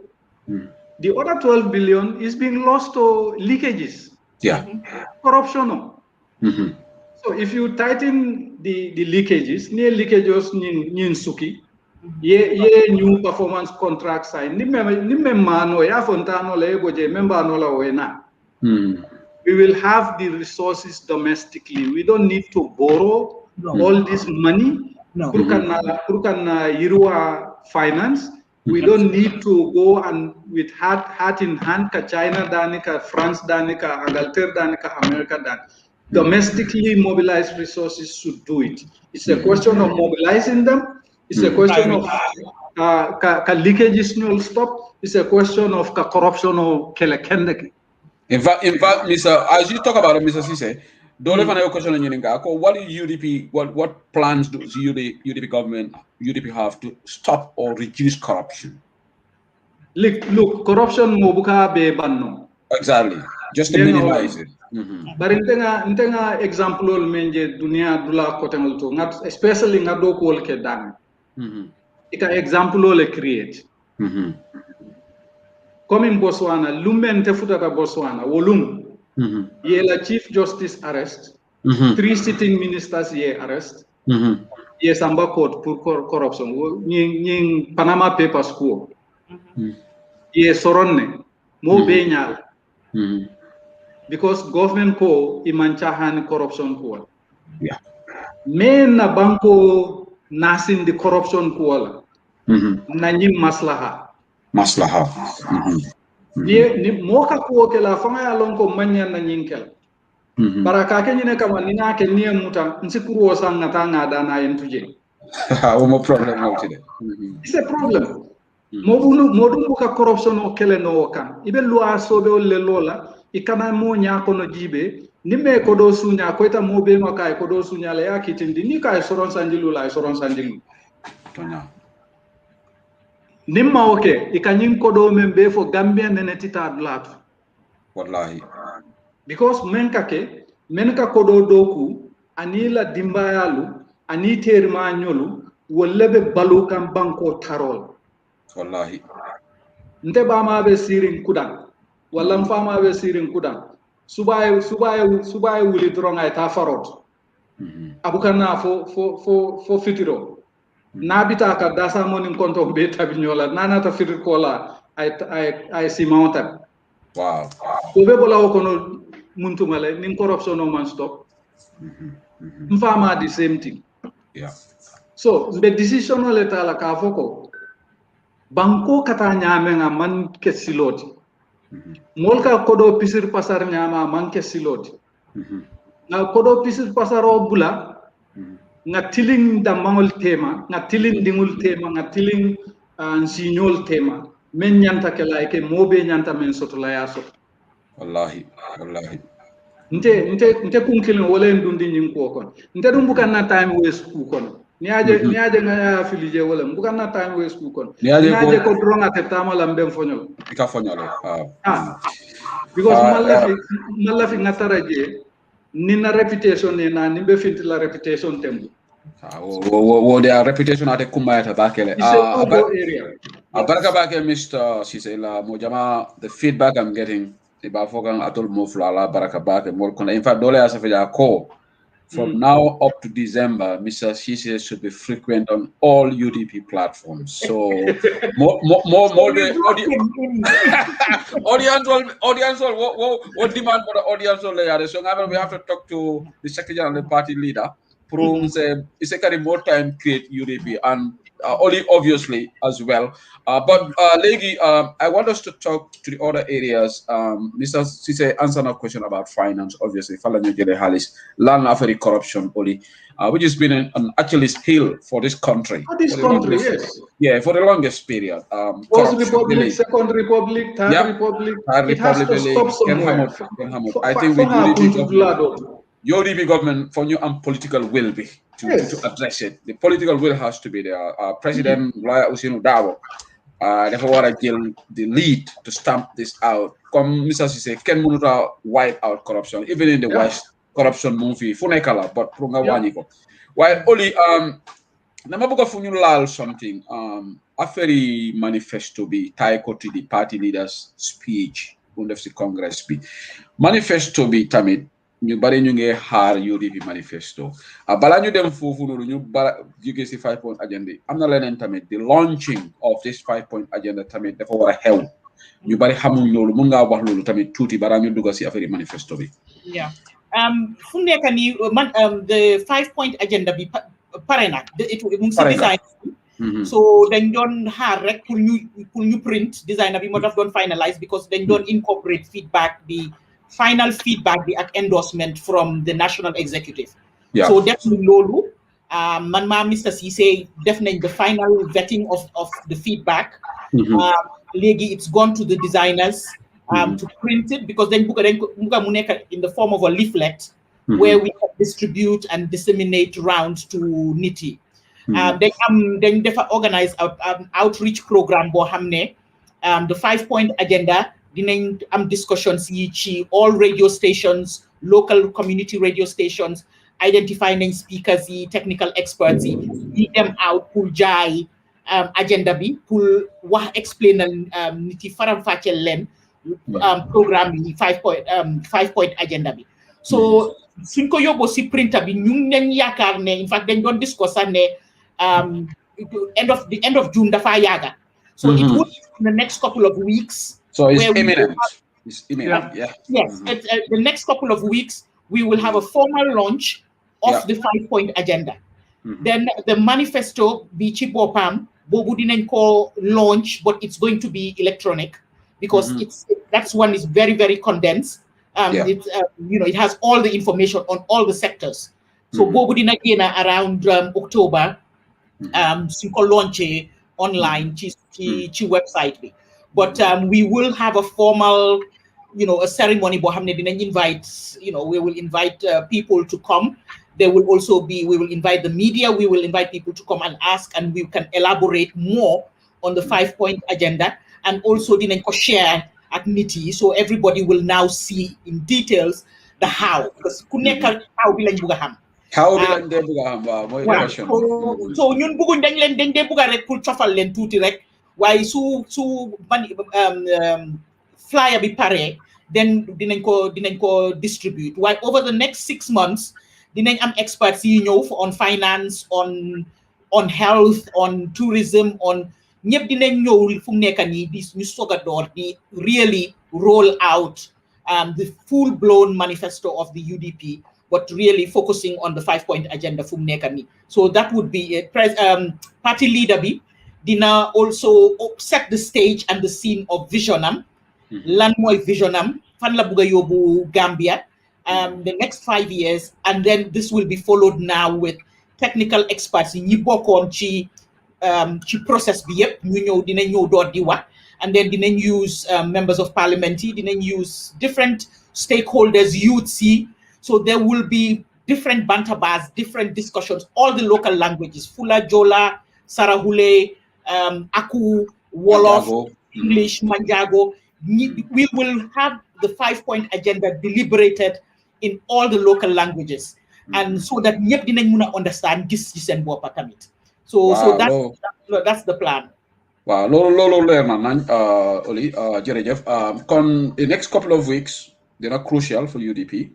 Next couple of days dinañ launch this 5-point agenda formally, and around October then the big one will come, the manifesto. That will just be about 2 months, but the Gambians will decide kan mooy nekk seen next president. So time boobu noonu dafa important. So people to keep an wow, fekk pare na, and it's going to be the electronic version, obviously. Yes. Yeah.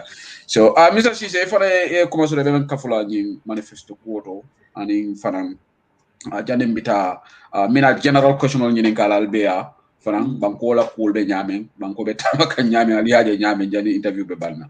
Mr. Cisse, go ahead please. Yalo ni manifesto seku.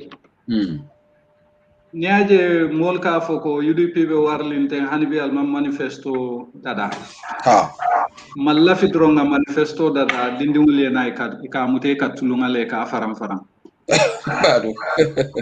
Lafta manifesto dada la le mea lonko. It's inclusive. It is in real time. And we've touched all the bases. Yalong ning vision sifa niba dadala. Ni koronto ta ko do kato ka jolo mal. Aka jolo ne de. Amanyan na jolo na ngalon ko molbe koronto ne bari nim 5 point na fintita ibe nyina la manifesto la follow. Madu. Koni jandi manifesto ena. Manifesto nyin ko olia fo nyame. It's about 18 sectors. Imira the 18 sectors. Sector tang and inside. Wala ben na economy kon. Abe sector committee soto, abe sector chair soto. Coordinating that and then gelling it into this manifesto. It's not an easy task. But in Dolmanginem for Dronko, we'll give it our best, our all. Na fintita. Wallahi na fintita mekuma dole fol. Mekuma dole fol ade. Gambians, only Gambians directly involved. There is no external. There is no outsourcing that. There was nobody who was a non-Gambian who bought Yep, Gambians. Bravo UDP. Bravo UDP. The kind of talent we have in this country. Wallahi, if we tap into that talent, we are not even going to talk about middle income country. But upper middle income country. Wallahi. Because 1965, Gambian in Singapore, neck and neck. Yeah. Singapore GBP. Mm-hmm. Gambia tambita Malaysia la, tambita Indonesia la. Mm-hmm. Dia GBP will be nyame. Even Taiwan's economy was also agricultural dependent in 1970. Taiwan, look at where they are. They don't have any. Yeah. You know. So we have a vision. Yeah. A vision totally. Visioning is to say, we can actually leapfrog from where we are to a middle income country. Mm-hmm. If we do what is called social targeting of investments. Mm-hmm. Na mbe kodo spend la nyame, mbe kodo dapanso kela nyame. Ninga o control.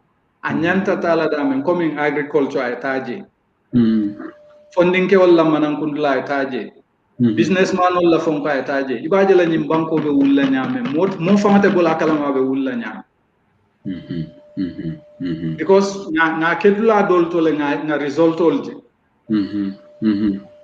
Sa keno jamfana nga result at the same results. Men traje wrong political will.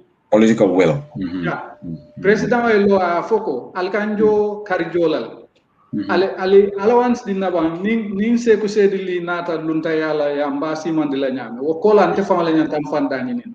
Te famale nyanta na dimbal danyinin. You feed yourself everywhere. That's what leaders do. Exactly. Angela Merkel in Germany was living in a 2-bedroom flat. Honeybee, she's still living in that 2-bedroom flat, feeding herself, her husband, and her family. Wow. We are sitting here, we're saying, okay, almost 1 billion the president Alamendiata car. Okay, Wokola alnga $150,000 is diala karo ke koparnda. Lolu magake depasodi. Muna hadama di mufana mfombu kawasa bang. Ha ajahalo wartalde. Ajahalo warta. Sedi kunda ankole mute dinte musise barum telte o domor sifa fa oke no. No, ni president lawyer da wana ramba fla ne ko ni sisa kunda ko kakara invite the state house de nonde abegari la domoro be banale. No reply. But interesting, Mr. Sise, in program ngalomba fulanjana again, we have to really, because today's program definitely very, very, very enlightening. I must say that. But we have about 14 more minutes to wrap up, and I will not want to keep you here, guys, here longer than necessary. But after me, for Mr. Sise, mbeta oli yange fana nyinika general question. We have na 5-point agenda sa nga mirambe nga kala mutale manifesto nyanta funtela dokul mengaraje doku kendolom andum Gambia londi tiole nyi doku beke amanke ko lunta wala na ramisa sisebe wala foka jani oli. So gachingala ma UDP nyi mentandi ko UDP government will not outsource our development, you know. We will have to, the indigenization of the Gambia would start with the UDP government in power. Lena munna la ko wa ci bir UDP. I'm expertise in all the sectors. Wow. So, you know, need expertise mom do negotiation problem. Can Mourinho compete without being arrogant, of course, other parties can Mourinho compete UDP when it comes to, you know, intellect, expertise, and not only that, honest people.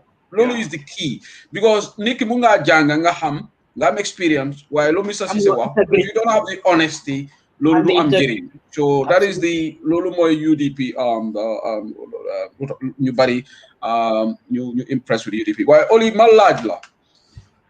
This question, where we are today, then I'm on hope buddy 2016, the Gambians see them, you know, Gambia has decided you print T-shirt, Bujam again. Why all of a sudden our hopes got dashed away so quickly. There we are where we are today. Draft constitution, symbolid. Jane commission hamnan. Now TRRC, people asking questions. Security issues. Only yo, Sisa Hela briefly summarize. Where did we get things wrong under this government? Yours a personal opinion. Dama fok ne Sidili I don't think we went wrong per se. Dama foog ne ñun dañ amoon benn focus bi mooy woon génne jàmme. Nañ génne jàmme. Then there was also scuffle of kan moo war a jiite kan moo war a def nii kan moo war a lii xam nga ku nekkaa ngi ñëw bugg a dugal own agendaam in a coalition agreement. Xam naa ne UDP in terms of identifying leadership. Man ci kilifa yi ci biir parti bi ñu ne ñoom they reach out dañ ko bañ ba advertise ko sax ci biir papers yi. ne ñu ngi ut leadership kan moo gën a taxaw as flag bearer pour UDP ñu ngi invite. Time boobu time yi Jammeh la. Kenn bugut a ñëw. So the option was to go with what was available at the time. But I think we did not like fu mu nekk nii ni ñoo plané suñ first 100 days, suñ first quarter, suñ first 6 months, suñ first 365 days lan la ñoo def in order of priority yépp am nañ ko. Ñun UDP suñoo pare pour duga dañoo duga ready as a government. Loolu mënuñ ko woon a am because time boobu UDP was fighting against a dictator. Liggéey bi yépp campaign bi yépp it wasn't campaign, it was always lu ñoo def rek ñu ngi they were always on the defense. Matter of survival then. Wow. Then ñu jël kilifa yépp ñu tëj leen. Wow. So when all of this happened, there was a very short window of opportunity. Boo xam ne it was now or never. Jammeh stays forever or we come up with something quick. So I think the focus and the energy, ñun yépp included, ñun bi nekkoon ci diaspora, everybody. The idea was nañ génne Jammeh. Wow, loolu lañ daan wax. Ku ko replace rek baax na. Wow. And that's what it was. And then, in all honesty, ñun dañ foogoon ne President Adama Barrow was a humble person. Ñëw na kii du ñëwut pour ut and you get deceived. Kii du ñëw du ut or whatever. But power corrupts, absolutely power corrupts. So no, it's not power doesn't. Dafa am liena loo xam ne if you are very grounded and you have integrity and your integrity is your lifeline. It doesn't matter kan mo because yow xam nga ne soo duggee ci biir foofu. Am na ñoo xam ne seen full time job mooy pour wóor président ñëw di ko jay di set naka la ñoo mun a survive génne xaalis ci moom. If you are not focused, if you are not grounded, if you are not stable, they will pull you. Fogolone tamit, like Gambian experience, if you look at it, apart from the late Sir Dawda, nga gis Yaya Jammeh came amudara ak ratatoyambi, he was hungry, then more money wa mu gis bobam. The same thing Adama Barrow, okay, ñu ne mu am a business, but let's not, before Monica president, he wasn't wealthy. He was in like a wealthy business. Well, if you have somebody like Lawyer Darboe, just like everything, he's been there, he's like Uncle Larry, has been there. I'm the Yosa Bopper, you all been, Halis is not your problem, you've seen it. For a long time, then you want to say, the type of people elect in government. Do just elect. Hanga President Bichi Bopam is not the sole person that even makes the decision. President Bichi Borale Bopam. Ñoko muna defar o ñu yaxako. Exactly. So you as commander-in-chief, danga make sure you have the best of the soundest of minds and the brightest of minds that really have the country's interest. Ñooñu ñoo la wax dëgg ne la. Bul ko defee nii. Duñ ñëw su waxtu bi jotee duñ la wax dëgg du ñoo xam nga. You need that because it's not just the president. President bi xamut lu a lot of things you xew ci biti. Exactly. Eyes and people out at that ñu ko wóor pour dimbale ko and in some ways that's what it is in leader bi ci boppam dafa war a am certain characters and qualities. It's not the qualifications. It's not the qualification. It's more of the character. It's not that. I have a different take. Okay, we have 8 more minutes to know. So Oli Paranga, Wow. Yeah. Okay, thank you. Mr. Cisse, quite a different take, Lesoro. I have a different take. I agree with what she says, but I have a different take. The coalition was replete with problems. We all knew that. But at the end of the day, coalition or cola, mole tombonta coalition or tola. Yamari Londi. amari gagnita. From the beginning, Barrow was not focused on reforms.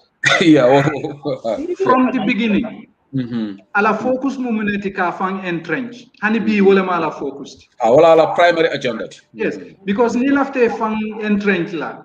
You have to compromise with the realities on the ground, and ni compromise tawanya, you lose your ethics. Yeah, So he's trying to please everybody because he has a vision of entrenching himself beyond 5-10 years. Wala atina reform ol be dunta nyoko. Wala NDP from the national. Yes, wala atina kabrinjana commission yela o meticulous doc work. Ye recommendation all diala. The white paper, couldn't wrong. I was reading sections of the white paper. It's embarrassing. Very embarrassing, yeah. That isi nin doku sifa soto, nin document sifa that you cherry pick what you implement here, what you implement there, who you protect here, who you don't protect there. Yeah. Obey is all signs of entrenchment. Nimme mouth of ema befu. But Mr. Caesar, don't critical question in Gaja. Now longer time out to Ako civil service reform, UDP the molecular civil service. Ako has always been an issue. So maybe 1 minute or so, maybe near commercial we can always have another show to expand on this. It's our first 365 days agenda, isn't it? Yeah. Yes, it is there. But this on the civil service ning decentralization. They go hand in glove. Yes, they go hand in glove. Civil service reform, you have to have basic standards. You flow sort of a ceiling sort of for how people function. You based your selection process, leadership training on the best brains that you have, not the best names or from the best regions. Yeah. Civil services that work, that's how they do it. Yeah. When I was in Botswana, civil service reform support there through the Singapore College of Public Service. Honestly, it can number a dealer. They don't even want to know your name. Need other training like a number a dealer. If you make it, that's the number that made it. Not Larry, not Oli, not Safe. Well, that is very strategic. Yeah. Yes. So you have to base it on minimum standards. Yeah. And you open it so that people can fly if they can grow wings to fly and excel. But all of that has to be anchored on ethics and integrity. Wow. Bottom line. If you don't have those in a civil service, forget it. In a civil service B, it lacks these two. This is why you are seeing people appearing before the Janneh Commission then and TRRC now. Yemen for Eoleke, Luamanso wala Hanwo Yemen for Eoke. Wallahi. Ning integrity vijay wotekel. Ning ethics vijay wotekel. Abaraka bag Mr. Cisse Saime Menkela Wato Bantale 4 minutes Alias Salodi is almost is 7:26 p.m. in Gambia. This program is gonna wrap up 7:30. As always say, ladies first, Oli Munga Tagoto Deglukati. This has been very enlightening, very, very informative. Over 912 people on my computer watching this program, 721 right now on Facebook, 922 right now. Some are watching on YouTube. The others are working on Facebook. Thank you, massive thank you to you both. So Legima Bailarek, I'm sure we'll have a rendezvous to talk about these issues here because I'm on time for this pettiness right now. UDP, then you want to focus, you are Gambian on policy issues, policy ideas. You know what if you work with your work or your Jerejef Oli. Jerejef Sedili, Jerejef all these listeners ni déglu just comme ni nga wax ñun ñëwuñ pour caaxaan. Yeah. And you know man ñi ma liggéeyal ci biir UDP sax xam naa ne bu fekkee ne caaxaan sax dugg na si. xam naa ne ñooñu dinañ teg seen bagage yi ñu jóg dem. Yeah. Because liggéey moo fi indi ñu bari pour liggéey on how to clean up and lii du caaxaan because there is a lot of cleaning up li ñu war a def. Liggéey bi UDP government war a inherit. Yeah. Du caaxaan. So ñun suñ waree toog ñuy jam xeer di xaste di garuwaale di def ñu gestu di tontu daf ñoo delloo gannaaw te ñun dañ am reputation pour maintain dañ am legacy bu ñu war a maintain parti leader dafa am legacy bu mu war a def man benn appel rek laa bëgg a wax fu mu nekk nii mooy affaire yi bu fekkee ne diaspora bi du possible pour ñu vote nañ appeal to seen families yi please loolu rek niñ defoon time yi jaame bi ñu mun a loolu because by the time manifesto bi di génna by the time manifesto bi di génna whether dinañ win or duñ win would have already been a deciding factor because voter registration would have been over. So the fundamental key for all of us mooy pour make sure ne ñëpp am nañ voters loolu moom daal asok diaspora ñun ñoo la gën a pare gars yi ñu ngi pare gars yi commencé nañ di call seen family members yi waaw loolu in fact ñu ngi call pour gars yi dem register waaw ba am na benn jigéen mu ne moom dafa call yaayam ak family cousins am yëpp mu ne gars yëpp fu mu nekk nii ñoom yëpp ñu ngi dem so we are ready to do that loolu du pour yónnee xaalis rek de du pour yónnee xaalis sax pour dem am the required document waaye pour arrange sa transportation because especially ndaw yi man I have youth suma doom yi foog nga leen ci suba enu leen dugal leen ci biir moto bi àndaa ñoom make sure ne vote nañ xam nga register nañ dellu si waat waxtu vote waaye xam nga ñun tamit waa ji def ñu merloo mu ne ñun géni bay lañ ba feñoolu mu ne ñun géni bay lañ so mbe makati bayo la kala Mr Cissé akon doon mu ba feñoole te so this is like ñun tamit loolu daf ñu naxari de diaspora no bu leen mer I think the proof of the pudding is in the eating waaw loolu la December 5th the eating will happen ñun daal fu nekk liñ am si numbers mashallah liñ am si members ak si numbers nañ ko def ci voter registration bi because that is what determines successful elections that is what is the winning ticket it's not the actual voting day so man loolu mooy suma appeal ba pare di jaajëfal yëpp nañ as UDP nañ exercise decorum fu mu nekk nii we are winning so don't get pulled aside by others that will try to discourage you or haste or saga or we are focusing on the goalpost. We are not register nga Oli register nga am nga sa voters card. No, ñun suñ side fii ñun ñooy nekk the last. Ñun okay. So ñun is the 1st of July is our own. But okay. You know, but make man fu mu nekk ni ñun we are all on standby waiting. Okay, so good. and suñ whole neighborhood bi ñu ngi dem round di wax and so on. But I think the focus should be daal nañ just focus ci kanam buñ nangooti ku ñoo jam here or let's just focus on moving forward. But ñu nekk ci platforms yi ñun will deal with that anyway. Okay. Mr Cissé jërëjëf ngali ay fane sarodi baraka bake ngalo ñin dekle la silala bamtu ja inshallah.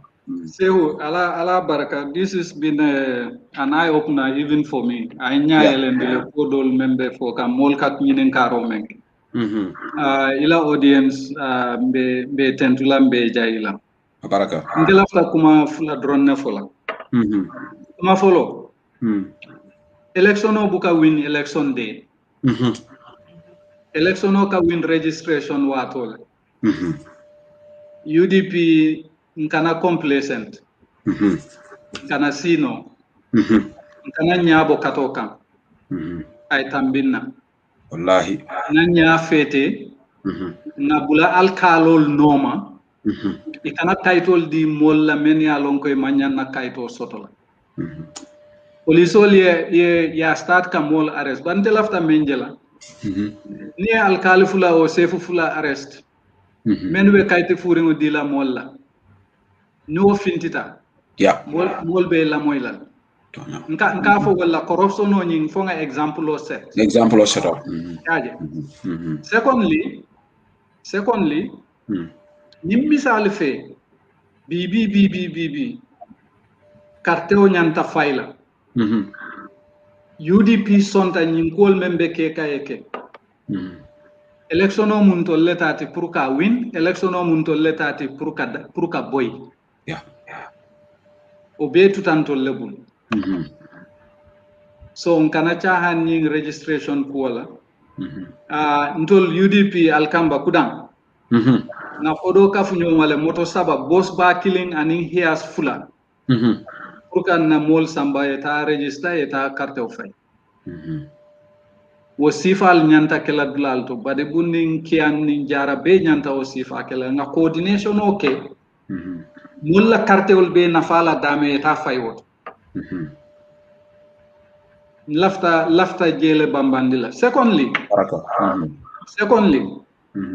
UDP nimisal fe UDP gagneta UDP la Mansakunda. Mol bijele menia lonko. Ye itilinta. Isilata alala. Ubet kuto e bukake. Ntolla suokono ika memfo nita ta kare na de la karfa jo folo e kasamba suokono le ya talantalang sate o kona nin kabilon. Na kebali en sindi konye ko nita te kuke mentol malundi ila nyin konto mo men na di lamba busi le tele alo be fan konto nam ibe fan mbahar so ntolu wala mun na value system yeah andu nindun tamansa kunda wala be kala na value system kodo manyanda kala problem oti momo nyanta men sotole ba sotola wallahi bari ninga ke fufuru loti se kamara kundankol nim baro kundankol nim sedi kundankol be monta ani sedi kundankol wol da bon liji no so alnga kafunyo drong nyanta men kala ngake fon kamen ngaba nga soto mandingol ka fo me politiko muneti ngaba kude wolam wallahi ni sita ngabo ma ni ngaba ta me kamutale ni ma ngaba ma e karoka bole wala be ko modan nawol abaraka bage Mr. Larry Cisse guy walana iko londo ani experience is the best teacher ala baraka bage very informative mfamata nyim program sifa sot la bantawale for a long time and defonga enjoy bakere oli balanga dem rek digere wa bakaw tamit demba gis na ne bakaw Golden Sisters dem nañ ngeen def presentation $100,000 to the party te yam for one you spoke there I listened to followed it up on Kabaraba official page so di gerem guy tamit yow tamit nagade da nga am connection with wa bakaw man fofu la dek di okay yow bakaw no yeen sen fofu mo c'est don deal xam nga party leader mu ne jaara tamit don deal la way bakaw don deal la fofu UDP la ñun fi mom ñun you know ñun ñoy fal bour yeah man ñomi ngay la urut nak ñon sen bir dal duma ko duma la ñun bakaw dal ñun ñoy fal bour so ñun it's a don deal so okay thank you to you thank you it's a pleasure bye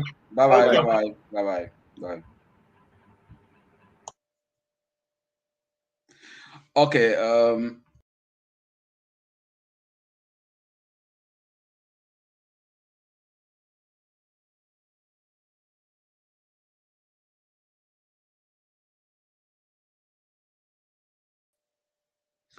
okay bari wala la baraka bake talon Sekou Sedley call 10 to back UDP online bantaba is 20:36 p.m. in the UK right now. It should be 9:36 p.m. in Europe. Kan la luntang ol 10 to back ke jayi minketa Madam Olidiba Wadati aning Mr. Larry Cisse ya kacha kumal men soto jam bantaba ngamaram bele kacha jatol men fane ngini karo ke call 10 to back call jayi. Our political perspective show will continue on the remaining minutes, and then we will wrap up the program, and I will open the lines for people to call in if you have reaction. But these programs will continue. Recap UDP la 5-point agenda. Minketa funding ke wala karoti, kata public health chate kende agriculture senobunda, ning kata energy infrastructure. World they are very very key UDP la saratal lulo meya lonko senobunda jate kende funding ke wala karola education londo and energy and digital infrastructure. So you could be jabakese water moli local nala coming lundang le avanyami na al patio alpha new launch in kela in 5-point agenda but nabota jefanam October mafum rightly October me alan ko doku kendo leketa na manifesto me alan ko na fundita rek mo be balonal ko 18 sectors of the Gambia economy, various sectors, ababe jabakese water la UDP la tamandiri galbe kala nyami. So this is very, very important for Gambian all year long. So the UDP man se kuna ya foleko president wala dapaso be talala the State House lawyer Dabo nakele president ate wuli keme wuli talu kala dapaso te 900 million mealan ko almost close to $1 billion annual budget president can spend wote kala wo kodulu will use balaje ko misalari sise ya fujo kanko kodulu men sotata Gambia ni ajibe mel bota Gambia Port Authority, Gambia Civil Aviation, GNPC, Trade Gateway Project ko nyunu kodulu be neamanke tinyarol tinu sunyarolu in Kodolu say Gambia Marco. I haven't opened the lines yet. I do want to please ask for the callers not to call me right now. I will definitely open the lines when I announce it. I'll be la meka UDP online bantaballa. So the program will kalajane near the time we'll be talking about manifesto. Mbe mina menekela ka Lord Mayors of Banjul, Rahim Ali Lola response to Melka Kumani. Mbe ofana kajala janne ani nyin carte file registration diamol membe ke kanje mbe ofana kajala janne Lord Mayor diamta bi coffee show program auto because blame all the laka kan ko ate fanan abe eko abe Banjul nkulu sorry abe aka kaito ledi iba tumi kan Rohi Malik Lola Diamo Tomba play la jan or in a minute or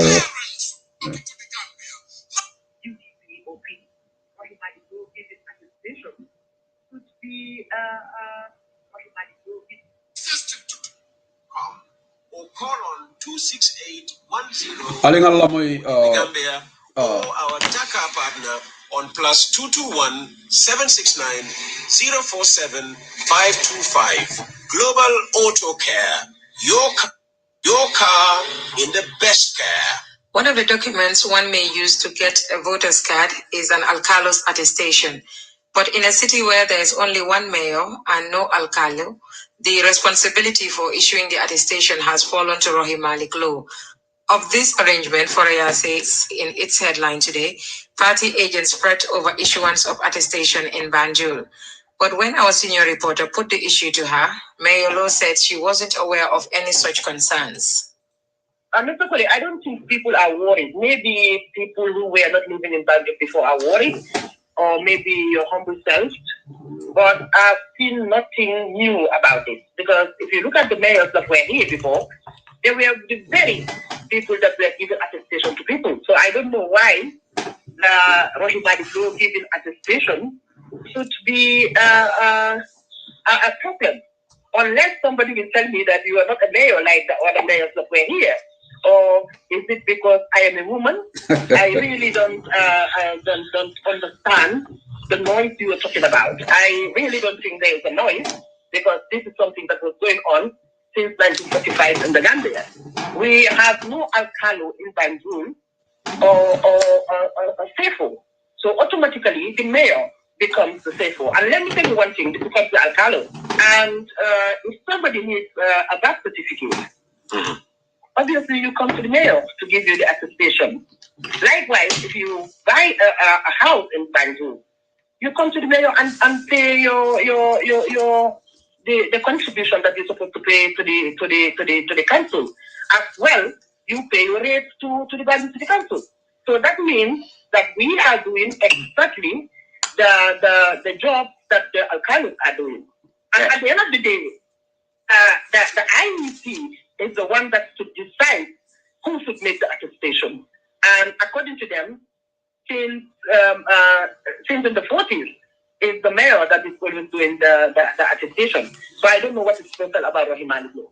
So why then your political opponents are concerned, like for example the NPP, who are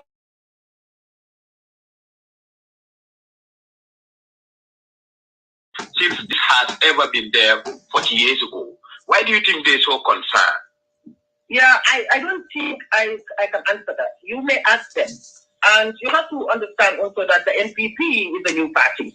I will not think that other parties like the the PDOIF or other parties will be worried about that because they have to go into elections and they know very well that the assistant officer, of course, is the mayor in Banjul. So during the issuance of this attestation, because the fear is perhaps you are giving the attestation to those who are, your supporters, meaning the UDP supporters. But have you ever issued out, an attestation to somebody based on political lineage? I am giving the attestation by consent, and I haven't seen anybody that comes here written on your forehead UDP or PDOIF. So just to keep it short, I am giving the attestation according to the law and according to my consent. If I know that you were born in Banjul or you are residing in Banjul, of course I will give you the attestation if I trust you. And the law is very clear. It's either I put emphasis on that. You were born in Banjul or you are residing in Banjul. So, and I can tell you that 54 or 50% of Zambians were born in Banjul because most of them were born at the RBCH. So I give the attestation with consent. That was Mayor Rahim. Okay, Badingol wala Rahim Malik Lo di koku moy Bour Banjul Rahim Malik Lo wax bi bari na ci kawam fani. Lum don wax mu ngi wax ak West Coast Radio interview nañ ko.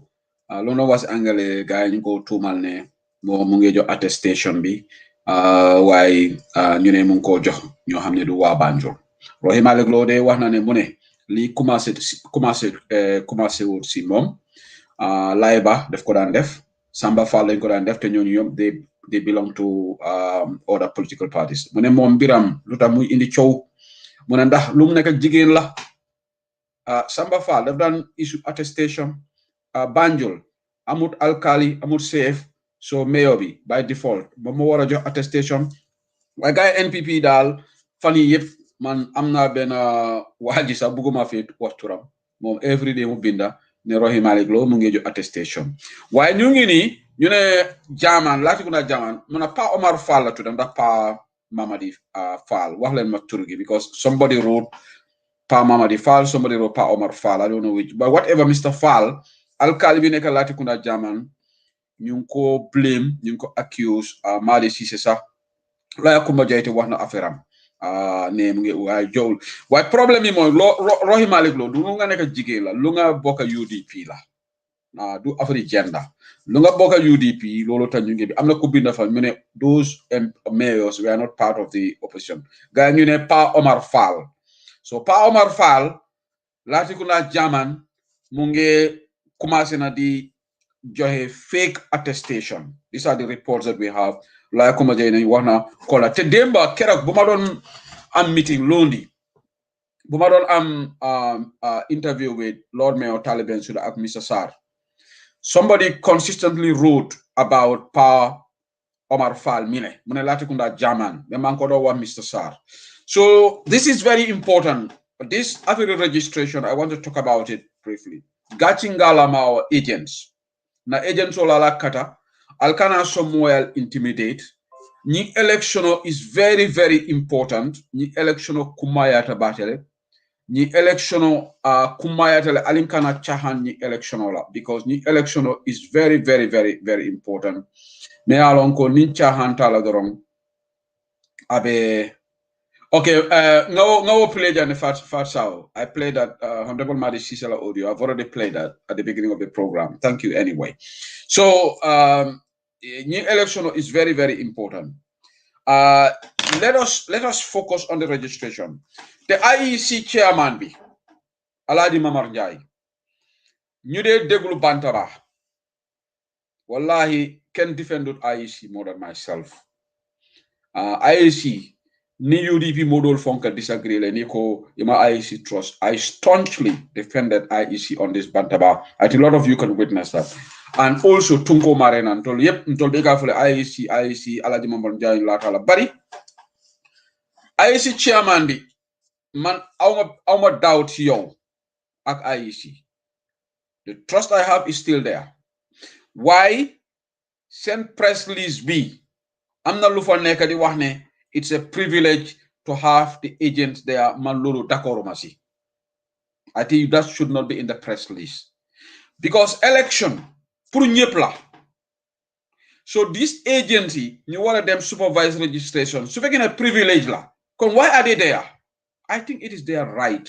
It is the right of the political parties.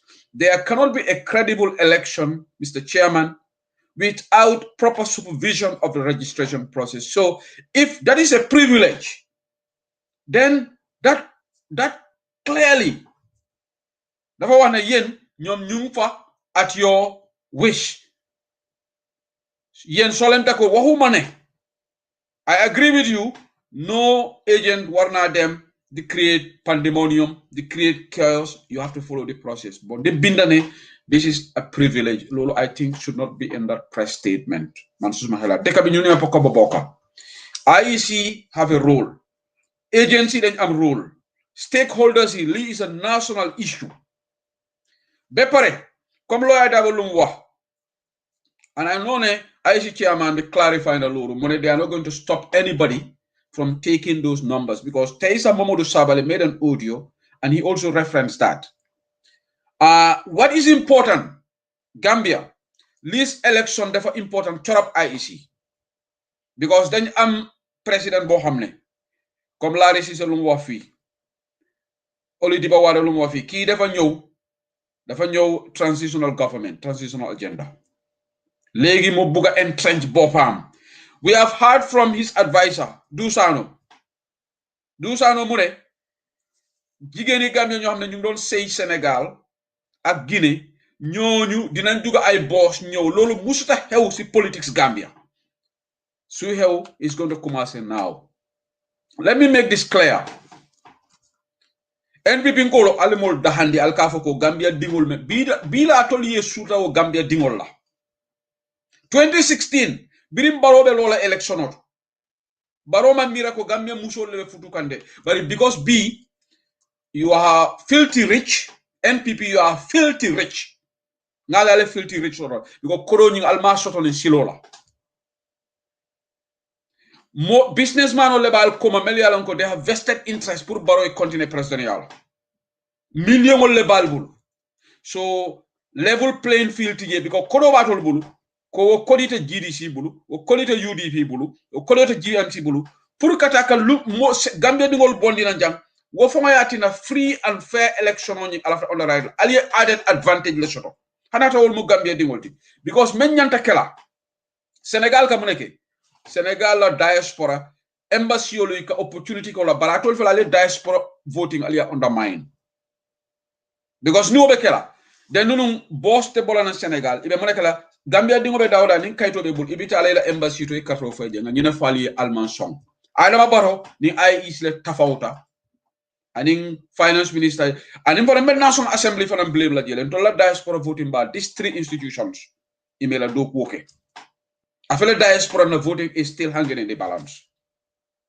but IEC do sano be UDP le kabiri 19 chompolong du sano namanan diamo ya foko Gambia dingol membe Senegal wol fona e nyanto soto le bila e nyanto soto because anu nyimfomo is an indictment on this government nyina tandi ko Adama Barrow aman jiki Gambian olla Adama Barrow ye 2016 election o win boss mambo Senegal inata boss mambo le Guinea Conakry inata fowole manki e ndol diaspora ndol le kafuta Gambia mebra nga katofa ye Adama dan wulitani sayla bi munati ne te man ite jikela Gambianol membe on grand because aliyalo ne ko Gambianol yel kodi Allah so wala nambe UDP mbe Gambia din kendol be kontonna amanga UDP damati ini GDC la agensol fanan kata nyolale kukili nan jahali Gambia de iko political party tani sayle bije we have 18 political parties registered according to IEC but who are the ones talking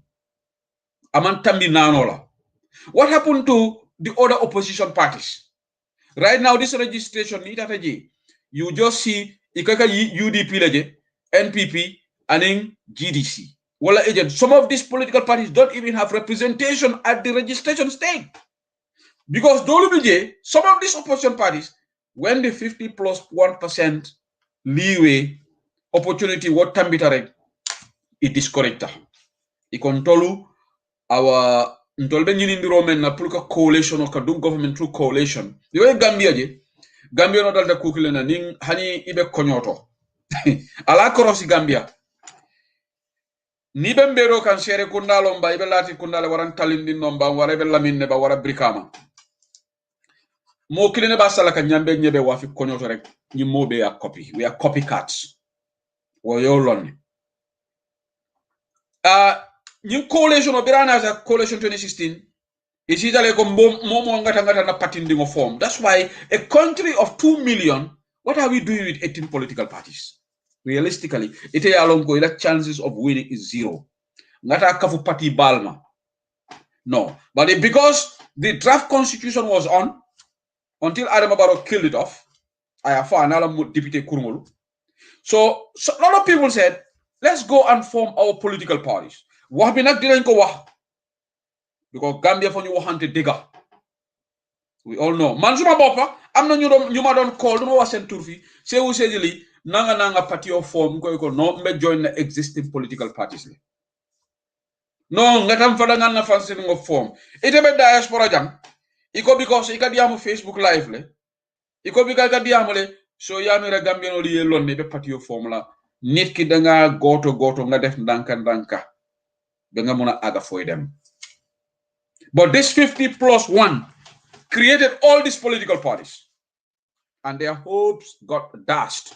When Adama Barrow, si Bugambi, si Adama Barrow, su Bugiambi, dafa greedy.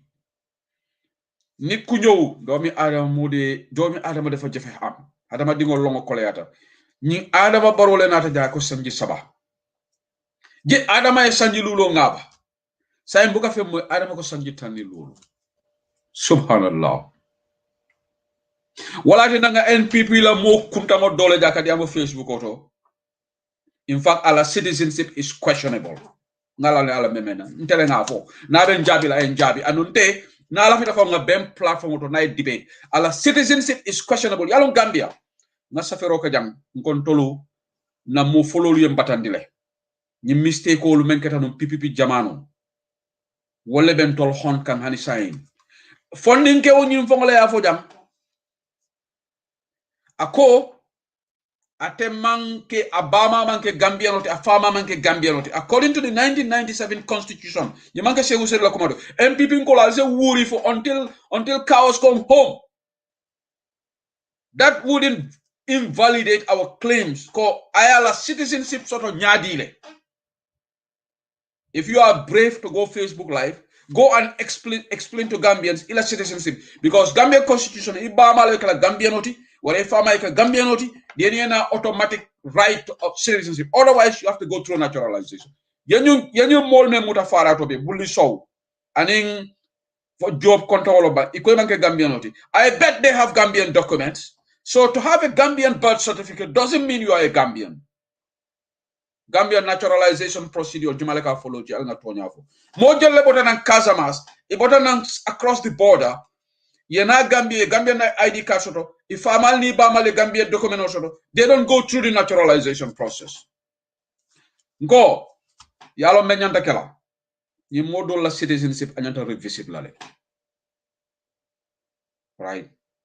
So this is the problem. If you are talking about lawyer double and lawyer double, and we are the problem. NPP got the problem is they don't. Today we did a program on Bantaba, Olidiba and I, Larry, we didn't talk about Adama Barrow. How many times did we mention Adama Barrow's name? We spoke about policies, UDP la policy. But NPP book a program ke ima lawyer double tofo. Ni ofo lumen wolone dunia be banna. Ye program okay, the whole program ima lawyer double tofo idala.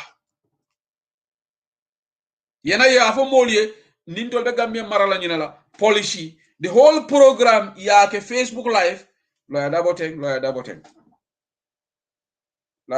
is giving you guys it. And in fact I saw some of that video doloje very idiotic video amari ko lawyer Dabo ni NP ni lawyer Dabo Sheku Barolom e kay video da ko ni I see lawyer double nomination at the Supreme Court. Please look at the Supreme Court.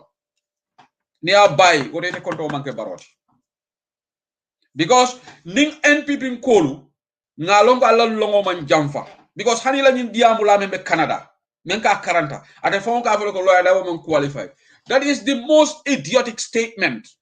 NPP Nkolu. Go Gambia motekala no vice president according to the 1997 constitution niman qualify ka law presidency la. Lawyer Dabo was appointed vice president under the 1997 constitution. Adama Barola appoint. So munati na qualify ta ka vice president. Muna na Fatoumata Jallow Tambajang ala age ma awlano because section 62 subsection C I think age limit over dami. Fengofeng apply to the presidency applies to the vice president. So nim president wala age amanta wala na ye age bondi wala na age limit bondi so nyina tinna Allah faham lom bariyama wara. So there is nothing in the 1997 constitution and you can nonsense men for lawyer Dabo la Dabo atata ya kitindile ya soronne so munana ya appoint vice president wala bare alfanan al-kakara jahili ya dia molke Allah cool nyata tambila wala because mobe kala no vice president nyadile constitution on the same constitution where appoint vice president wote lola no president ya aliyo kalam tamito ngo ko dol biji no is irresponsible nyanya kakari jelefen dia moke because if lawyer Dabo was not qualified under the constitution ka law president ya ate kala no vice president barakabi da court le dukare namanta court wala akonto manke baroti anon IAC inshallah la Dabo nomination of accept lale then nimpara right court nimpara court yet the time waste because there is nothing in that constitution but there is another thing this gentleman because mole ala diamo dol funtune nyaga anu ngaba UDP Nkolu nka nyaka si diamo dol lanka fon kana kare jabe because na funding wol sometimes take on this young man alia put in his place. Lawyer Dabo le ko janko baro is our baro tonya ndolbe tonya for platform olet lawyer Dabo yo fole but ite menka wo fo ye da kare kuma dole fo because you are not honest. Imagine te honest tele nga admit ko lawyer Dabo le afoko baro is our baro adal nga baro support tonya lawyer Dabo yo fole. But you know what, since you are referencing to Diamol Menketa in the past, I will remind you ye da kare menna mbe jabi na nai nan jabi Barole man lojan 2016 a campaign to lawyer Dabo la name la ko is a lawyer Dabo la londo tano but ite lawyer Dabo la is a lawyer Dabo sorondo but ite la londo tala no abu. So what happened to that statement? So wole follow fota wo baro mo men ko lawyer Dabo alota janne ako lawyer Dabo is a man of integrity mo kendolom alota belabe diaspora forum okela the video is there ye wo baro kilingole na ako lawyer Dabo manke mo kende di fire by president yala so jumale follow falinta president mumeo lawyer okay nanga ni gentleman of an remind ko tenke because alte kuma follow jang total jabi la menna Adama Barole botan nan Brussels ako awe mo fula tentula la cabinet the national development plan wala lawyer Dabo the foreign minister ani Amadou Sane ako le doko menke NDP momal but it bring alafita UDP hijack la wol kaya tekela wala nama lawyer Dabo bay. So you want lawyer Dabo to sit down beraje ko mome ya commanda his political father aya kulu political la nyame ay jiko mentani brabe UDP anata jiko kurmo start fo sain drogo ka dum banko kan ñin 3.8 metric tons alna la ñin diamu shia NPP ngol mel ka diamu ten every day Facebook live alka jele ka diam drogo la ko la bam. In fact they got so irresponsible.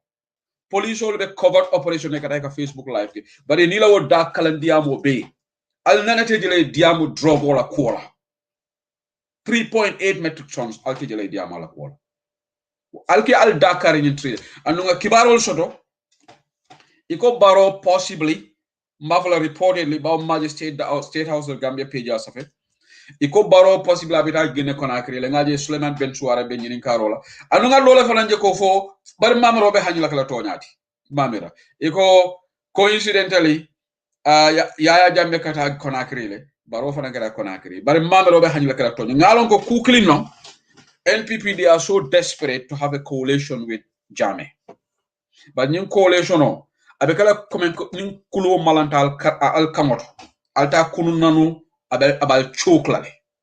You know why? Because the international community is now watching, the IEC is now watching Barrow and his cabinet, albemu white paper sifale bonda TRRC recommendation. Yaya Jammeh for dunia ya kitindi. Ghana is on your tail. Ngo Adama Barrow tata Ghana like host meeting. Ghana, they have a vested interest in it, 44 Ghanaians. Anu Allah vida APRC ngol nene la manela. Ale karto fenyi after Mbeya Jammeh Sambala nanjam. For APRC ngol alkal nyaku talakanol. Fabagare to monjata Rambo, well, they're gonna get what they're gonna get. They're gonna get what they will get. Well, be la kodo sotolal because they are itobe kodola. All right.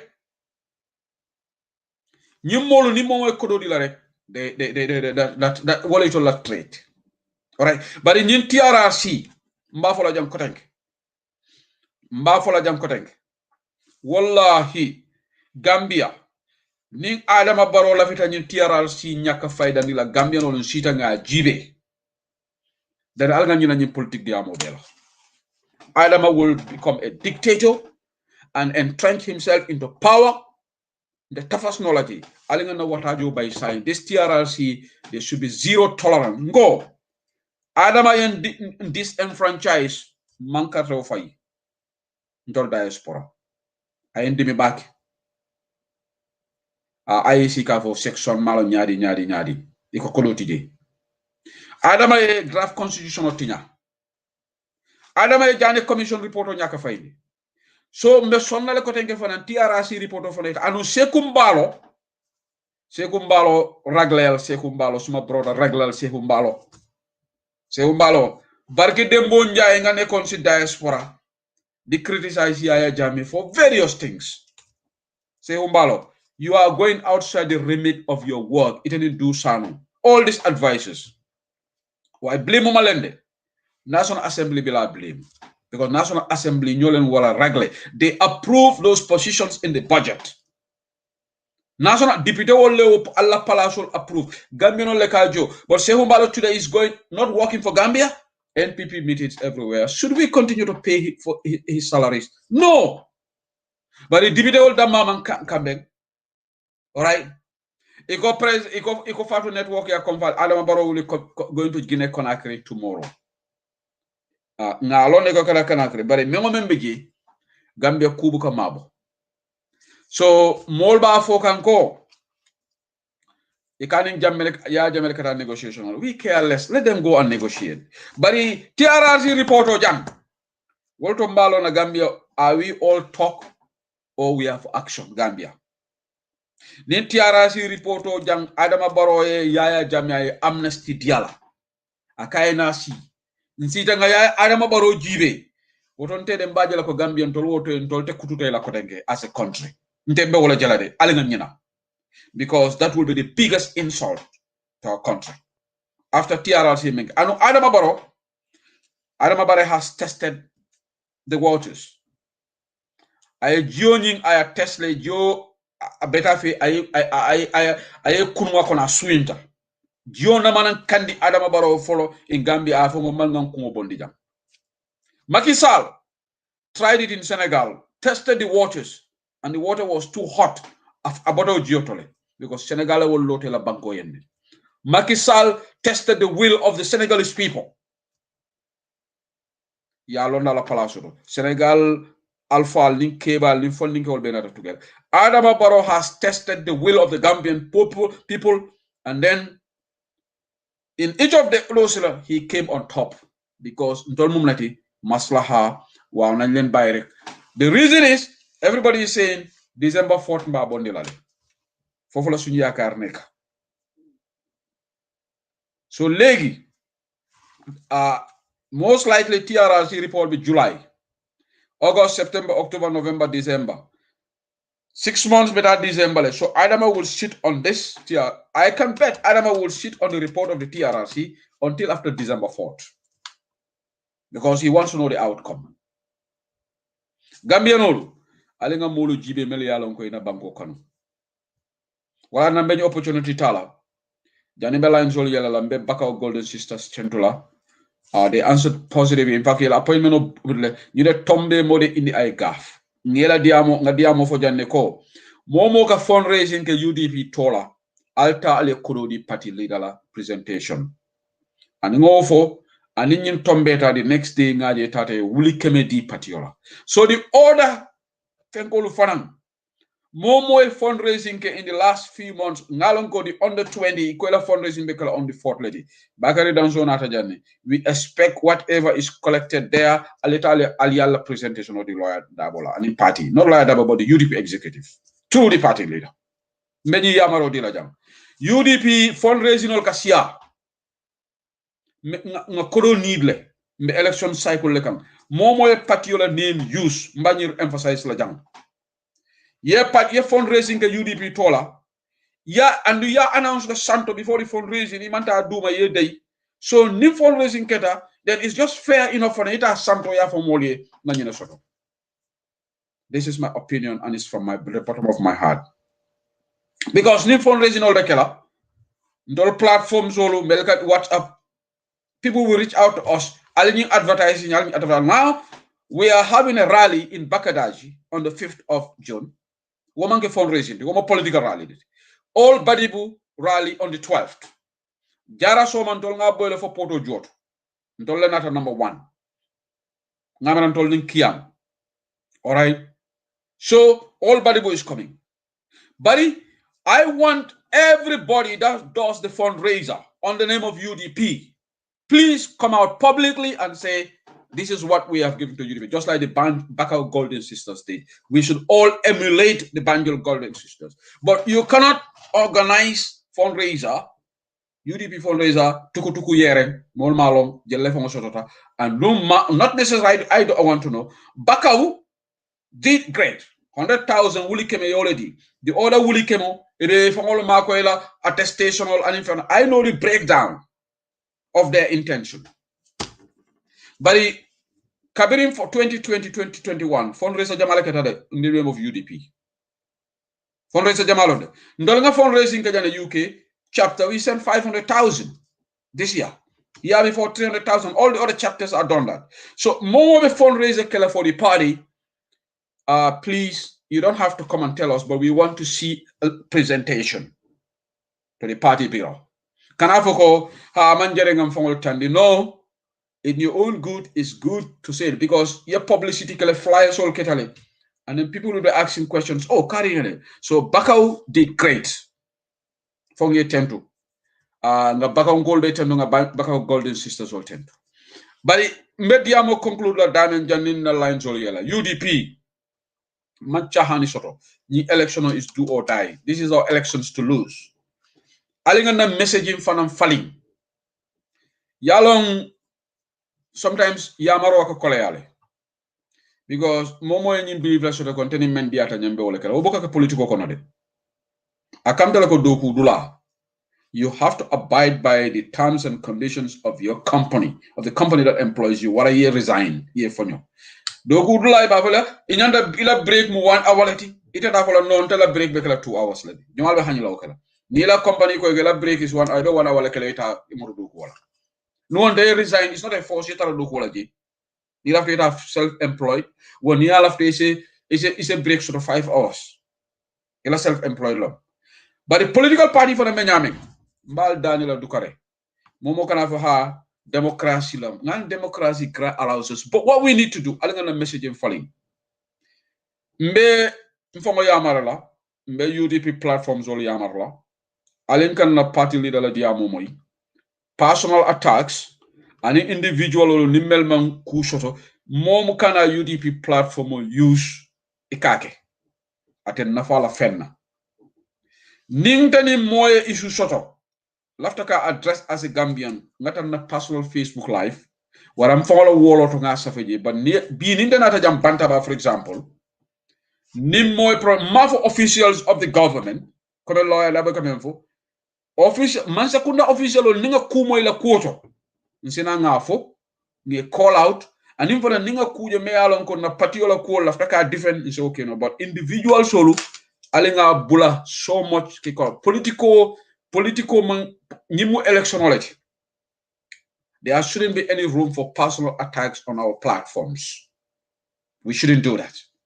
Niake doron ini patio sarato manta annu lawyer dabo advice ni le multiple times alinga try ni lafita ka mo jabi or lafita ka mo address, go to your personal page, then they will not connect it to UDP. Being in data, for example, ngonga na friend Musa Jeng nko ole jabi, for example, mbida na personal page le na jabi ji ma fo tulungol tenga nyo tulung or something like that, one on policy issues or whatever, but mbeni yamaro le dealer alimbe nga try haninde famo nga kuke banta bajang me alon ko ani satromanta atul audience le right to le kan call wala kan text le fo sew ila nyin diamo yenyi menkete abe patio tinyalale andu manyanam fon warala kala moy because Jimmy na be ka mistake le mote jam me alon fo ina mana fu mistake ndeta fo la nga nyin diamo men be ka banta ban na mana mistake no to ba do nga kuma do fo amon correct anu modol kan diamo di dumal ni ka kacha hadamadi ngo man tambi yamarola hadamadi ngo nanati tamal ne yamarola president ol meli alonko itolom banku bela president ka advice al lesot yamarlal yamaro betera al nga ñoo lamoy so alina messaging imagine ñin diamo brakete ten agent so ko be kata miran killing saying things are going, things are rolling out, MPs all start ka diam anu la kuma jete advice klendi ngaje madi honorable madi sise député wolu UDP député abota tundo alta back to base ali alla cool monitor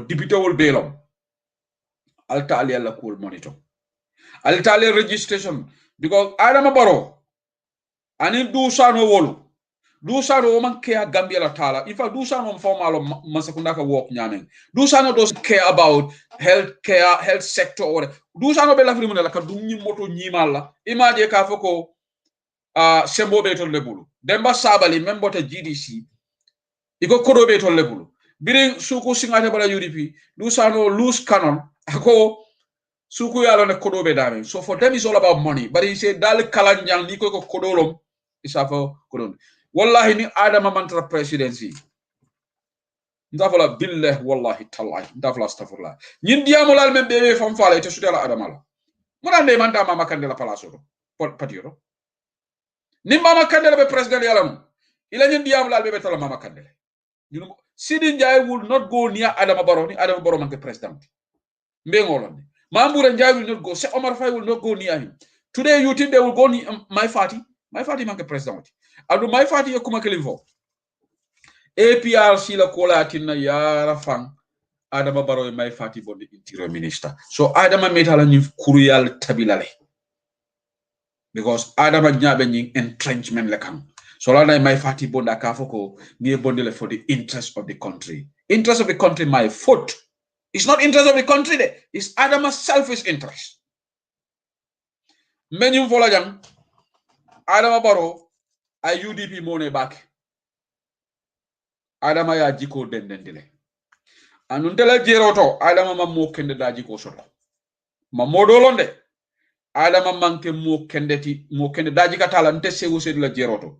Jamfa lalom, aya jiko dendendile. A UDP money because yamuta mo kendoleti yamuta baru wat anumbe kuma gelen volali to mano ni nganyem fo nze modol afek aliye moja me ala ngon ni abe jibero la katul duma damala jibelo ala hakilo tuje western world jang ibilifta eye contact la hada di me ala ngo kafo kono ni ba jibela ba ko jimila be fengla ten ala hakilo tuje adama mo sifalde affaire say lunta wol mbe advice men fanandila du sano fela kumo fay aya fay nganede UDP ngolo nale molje boso kono lalo gambeno len gambeno al vigilant because ise lundangol dunino boso kono le ba du sano ba ha nga ko junu gambeno le di ala check ñun luntangol men ko duna ñi fo malo wartale Adama Barrow ko bi atabita la gambeno le camara melbe Mauritania melbe Guinée melbe Senegal pour yana mako bare Adama la molle lota jam majanko samusa ko Adama will get 90-something%. So neither 19% of Gambian voters, why are you so desperate pour kata Gambia ka bosolta UDP ninsano ngake but probably we don't have the resources GDC ngala bela flaka la resources te bulu GMC am so ye supporters also to Senegal so mbe diam la UDP in call melbe Senegal ngalan ko UDP Senegal chapter be kerene al feroke alieta carte o fay fanan hana be kala mo dantango leti nga banon sub region ndol diaspora ngafo janne fo ngam makati bayoke baro control mo ba feñol leti ali nga na mol call anon kono ne na bari muso dolo be diam kan abe no way mo kende ba me alon ka contribution okay ando men na bari musu fula tentula ja maybe tela fula nge tol fo lady B ba tentula mesena bu ñu jaay tentula ila donations me alon ko ñu wato ko no yake maybe tela fula nga fo jam definitely ba katakanne in fact some of these people have started calling their families pour que normal because doldo gambele ka fo ko 2016 voters card le be bulu ndiam tan ñu ko la ndiam tan bula hanse fo nga continue dukare alkana mol fonji carte fola 2016 voters card o ate use la no ngani fola dolu bi je hadisa wala motari tol bulu niko ha voters card be mo voters card 2016 alte carte file no wala secondly alkaral to fonan check bi ngaje dole di amta formoto ako dolu je katapale yale ke alal to check bari voters register nabe published altal check file to bi jele yal to fonan spell correctly. So mbe diamo conclude dami mbe Fatou Ba Barrow mbe mbulo liki la fanaye Fatou Ba Barrow la ko siata de Fatou Ba Barrow ala ko siata baki Fatou Ba Barrow la ko siata de ñing muso me yalon ko Mamadou Badji la musolom Fatou Ba Barrow nakata dulal be to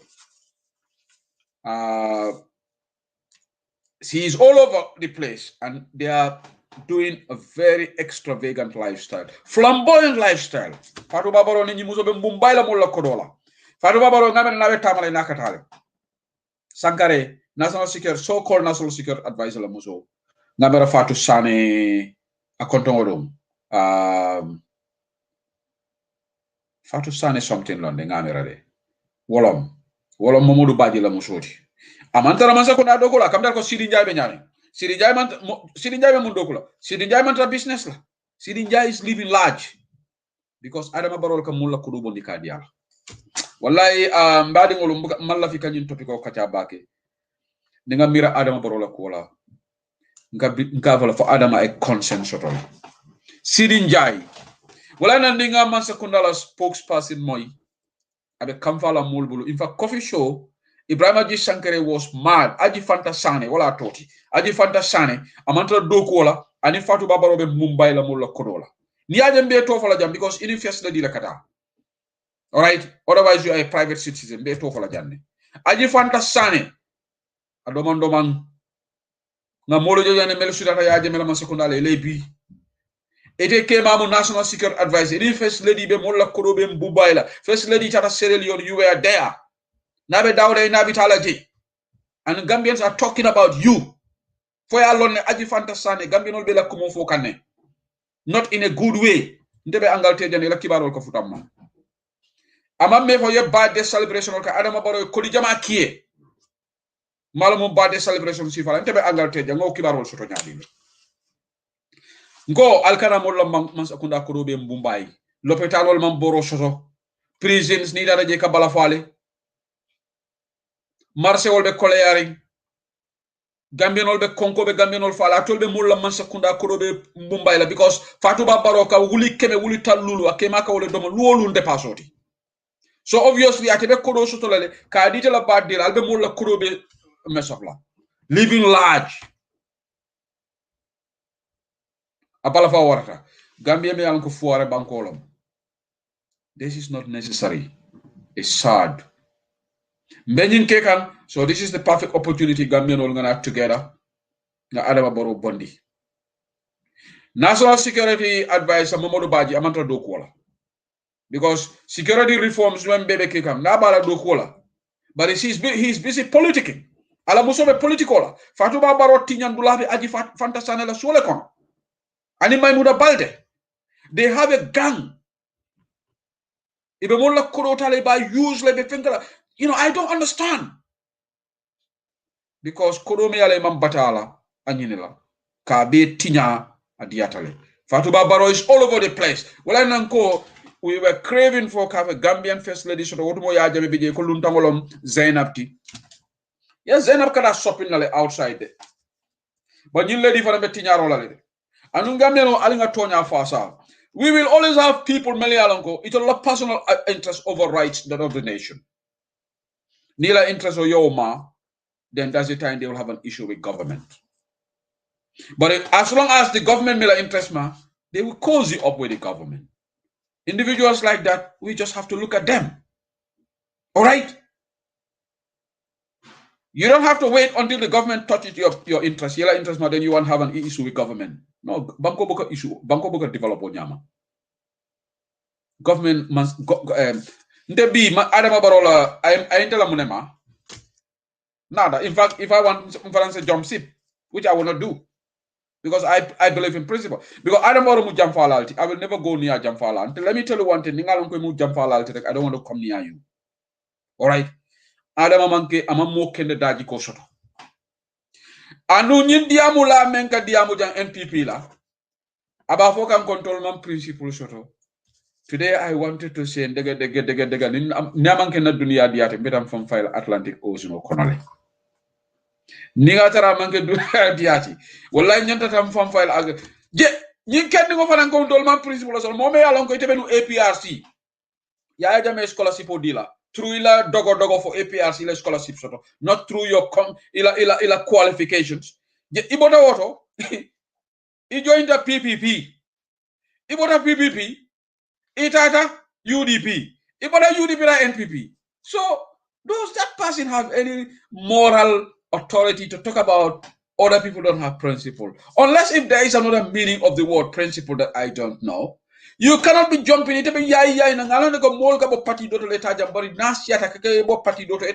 That's normal. But yes, sound ko nyomin ko. Ibe sound ko nyomin ko. Konna mvama kalilu sedili ka fo nyami. Ete kilimbe APRC. Ite kam da Sidi Njai. Ibota wala Sidi Njai woni momo na represent wala rek ate kasa wala normal because Sidi Njai barakolo doyata mala fi do ko kala. Ikaje barakantango do mal kubuguta ligay kubuguta ñaxtu Aïta Sarr mun na bopam mu ngi America du depend ci nguur gi alright bari kaje barakantango drone la ndebeta la dendala mansa kunda la to for my survival ngo Western Hemisphere jang do kole Western world balondi jang jumale ka dende mansa kunda la Europe jang ala fo nyabam jan dindi merengol ajibe jan tolla jang mel yalla ko be grade 11 e graduate tali dindi ngol start tak application ngol ka doku dulala ñini e mantara jikiri mbadu ngata conservative party ma koy de mbadu nga dende minister kari la de they have self belief hada badingo hani be fole la foore yale kono wallahi ñanta self belief sofral bari ite ko ite be sawunda from one party anu ni baro botaji e sa sawun ko tenk ntela nga ñu fale ni baro boyta e sa sawun yete fan dende the ruling government la ibe sawun na ko mum ni botar party nte jointa UDP le mba UDP le alright bari ya boje UDP yada GDC ya sawun te ngita jana just like Malik Mambajik Njai.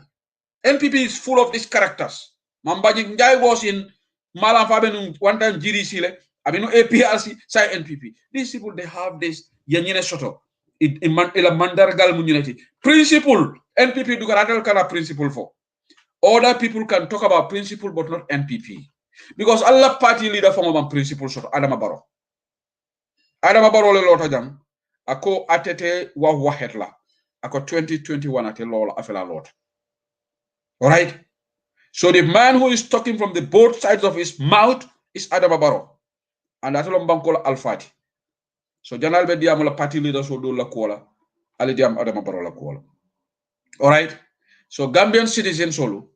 Alenga na banko fasa. Yaje ni mona ta banko kanga manke Gambia lan saroti. Abuka bala fasoro banko ede. Because atebuka care. Mome yalongo ila background. Ite la background ni la background no cross. Wala ite bala fasoro la banko ede. So nyin sawun lalu. It'll be to la nyinela. Just like Sidi Njai, kooku dafa ñàkk jom Sidi Njie musuma gis ku ñàkk jom comme Sidi Njie ba pare du wax bi he doesn't care because moom as long as Adama Barrow mu ngi ko jox xaalis he doesn't give a hook. People can talk about him on platforms. Wala na nga Ibrahima G. Sankaré, you know, that's where I will conclude. Ibrahima G. Sankaré itate la Tuesday program lale. So Fengele I got a question about this. Attorney, what is his name? Tombon Sedi. Tombon Sedi ko because if I can registration on Manka Mankunda, Ibrahima G. Sankaré, government spokesperson de. Akatebe program ate buka political but they for NPP quota rek asina ofo. In fact, if a kudo la bring Peter Gomez ko NPP has not been tested. Ibrahima G. Sankaré was the first person on that program. Peter Gomez remind no. NPP has been tested in Yamina West and Kelgarga. But Ibrahima G. Sankaré ate mantra program auto political la. Ate government spokesperson civil servant le mateti. But he go Ibrahima Silla ntofo barikara keta nyanyo mo ministality. Mo political appointee. Vous savez, I'm not political. But Ibrahima G. Sankaré, near for NPP like as a Taria card defend. And only you dip in call your question on Yeninka, I come to a Jushole Katarabo. He was very mad at this guy. Audio Bembulu Jandi. Mantra Kamolakam. Tomon said the kind of dronko, Ateko Foni, abe geography like focus, Senegal and Gambela border. Ateko, most people on Ning Molbebola and Kazamas, Ibeduna in Foni. Tomon Sedu Kaiko, but near Gambia, the southern part of that we border with Senegal is not only Foni. It goes beyond that.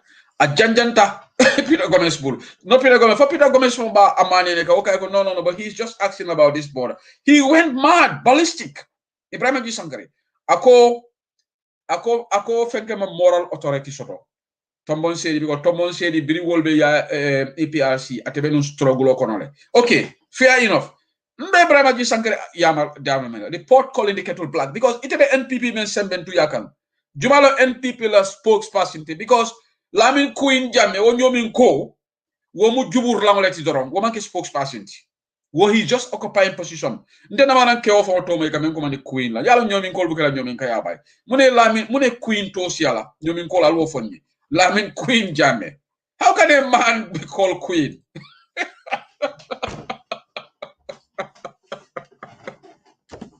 Billa wallahi dala nyomi nga yafa na ma fan some problem net nga nyomi ngolu nyomi Lamin Queen Jammeh inatale ko ka gambelo lenele because yalon ko gambelo be kampare Sidi Njie kamale so NPP ko ka molu lenele ko alinga Lamin Queen Jammeh ko spokesperson de ngo meeting oldo alga Lamin Queen Jammeh jeje Sidi Njie lekra Sidi Njie is the de facto spokesperson of that NPP Lamin Queen Jammeh ko nyomi ngolu yala tol nene o featale mbali nga title diala rek.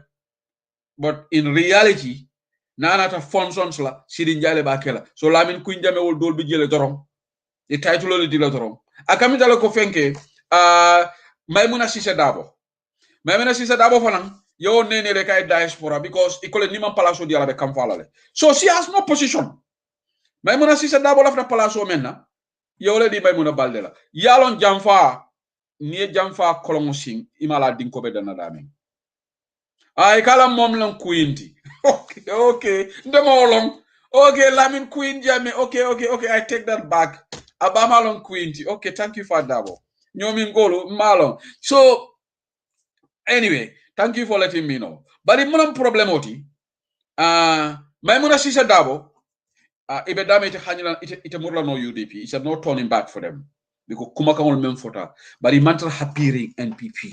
When was the last time Ali Maimouna Cissé Dabo la dia momoy? When was the last time? Another America le malva mutra gambe but that was the time ina. In fact, Lamin Dramé anyanta nala banta bala ngamera de Lamin Dramé membe ani Maimouna Cissé Dabo nying power project o meng Maimouna Cissé Dabo ya outsmart Lamin Dramé membe New York ya te bondi je ye project lo samba so ya te nene ya bondi je Lamin Dramé nyanta nala nyana ko leral. Bay Maimouna Cissé Dabo Yate Trale Yate Mulale Sai Maimouna Baldé is the darling of Adama Barrow. For Adama Barrow yafa koni momoye Maimouna Baldé je. Baringo bring NPP la foundation of the Lola. Where was Maimouna Baldé? Maimouna Baldé did not even support this coalition.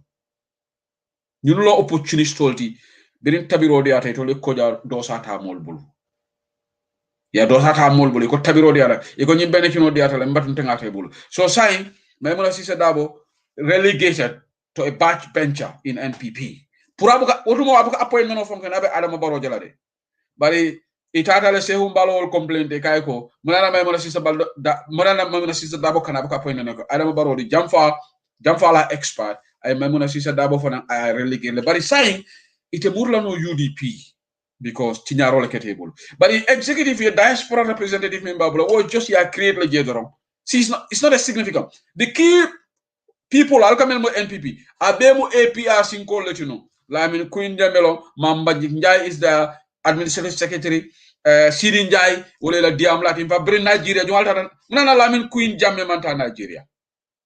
Munana Adama Barrow Meki Nigeria. Munana Sirin Njai ki. So this is the story. So Idamalobe Eko Jumalebe Nendirola. Mbarenga jibe jumano nyi Abubakar Jaloti mbarenga jibe let me look at I think the admins are on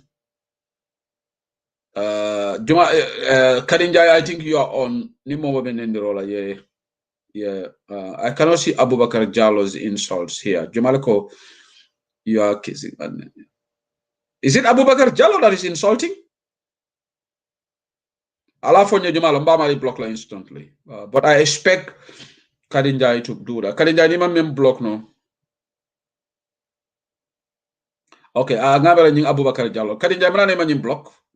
Bi ngala comment do la jël nying Abubakar Jallo ngamala tolo. Kadinjai mbalo mana ma block. Mbade nga block. I think I'll block the person now.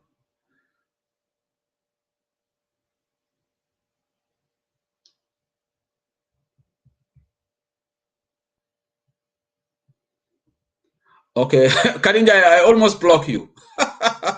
Kadinjai, sorry. I mbulo mata Kadinjai la name la so akonye ko no you cannot block an you're an admin they block no so Kadinjai do mani me block la. So Momo Benendirola you're gone. So I think I look at that. Abubakar Jallo nga block le. He or she is gone because somebody got fake account of. So Maimouna Sise Dabo la sad story better. But anyway, womi la bread and butter leti.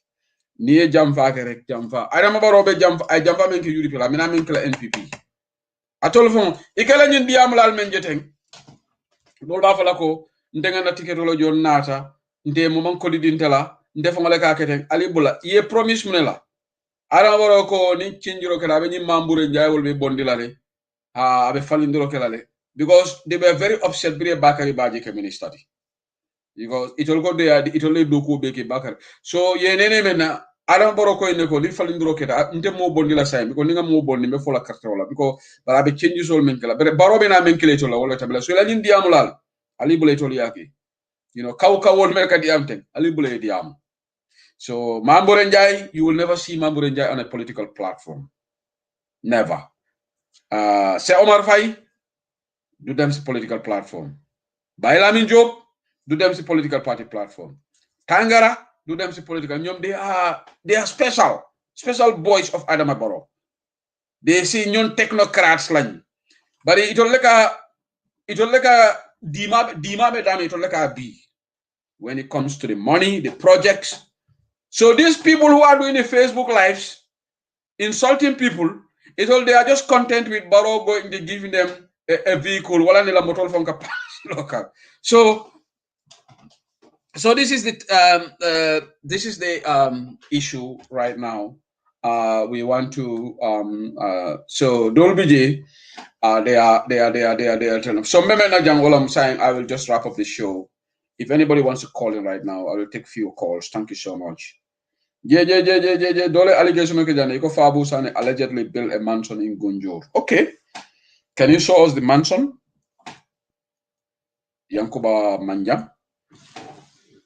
Ahmad Ba is quiet. Dole be Ahmad Ba ko nyinka kan because Ahmad Ba ko allegedly kala audio le funtita but Ahmad Ba is extremely quiet malama. But Adama Barrow ta bayla.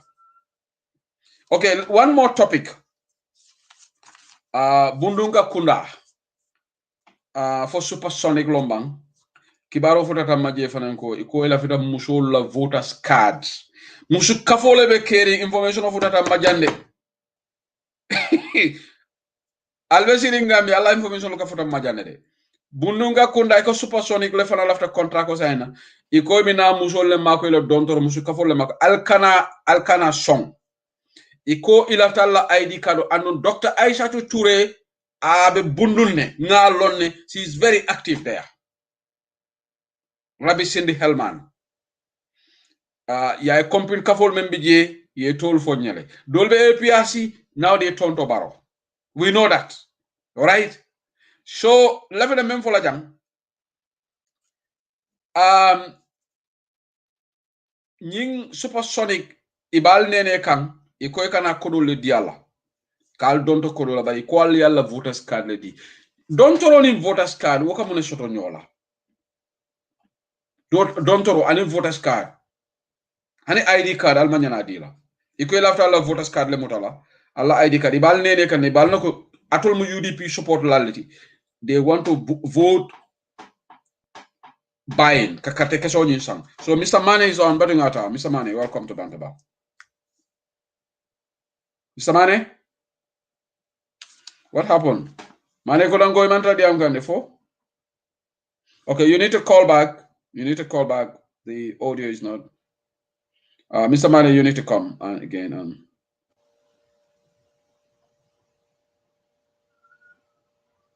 Okay, Mr. Mane is. Mr. Mane, aja bismillah.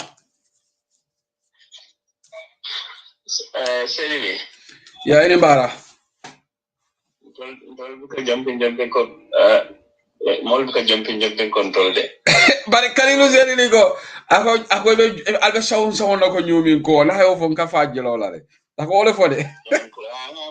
Amale bakabare ndata ko mola te mela.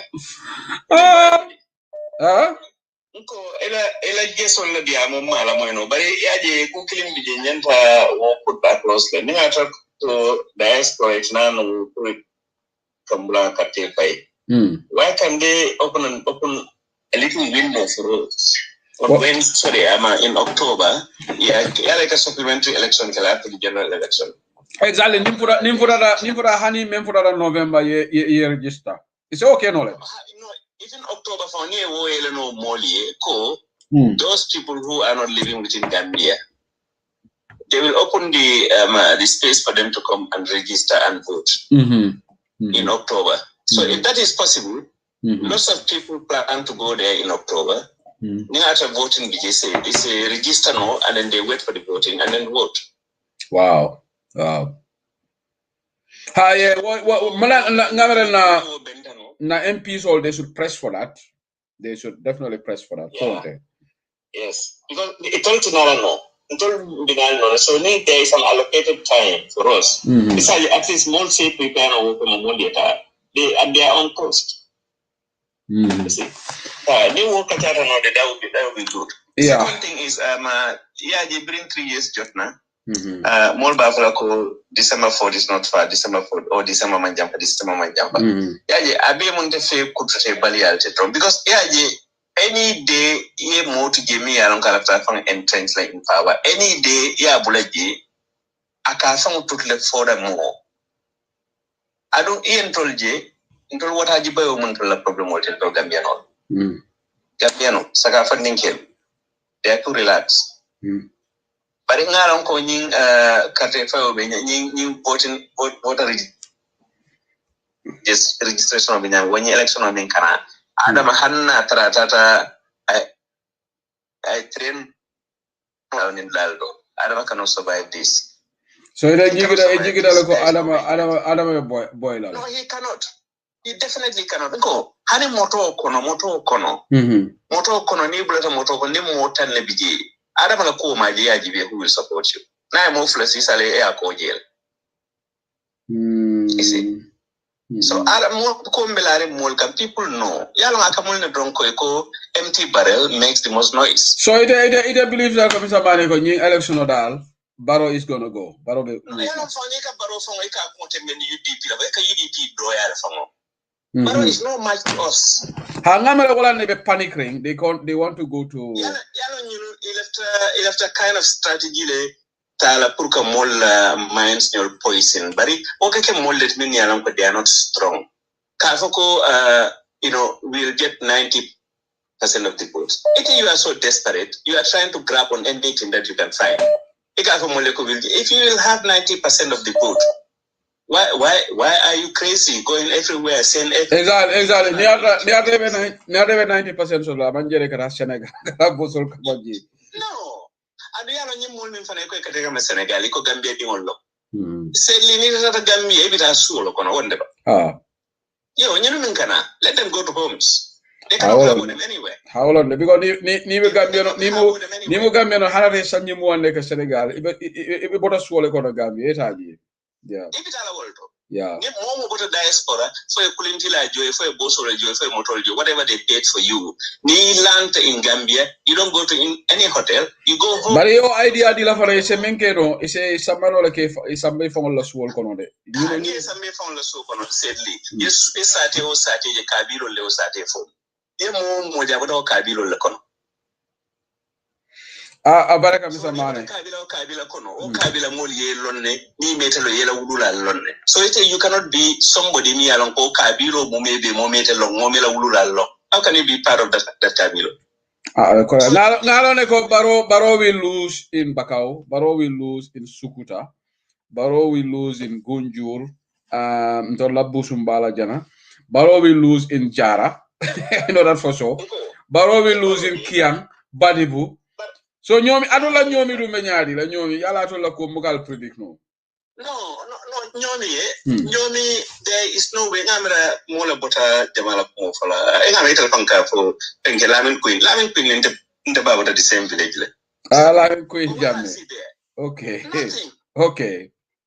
ada mena sodla noji yeah not bank is very strong very strong and there are people then tell am nte karado bota jema pangol. Okay. Yeah, adola buruful benyadi le.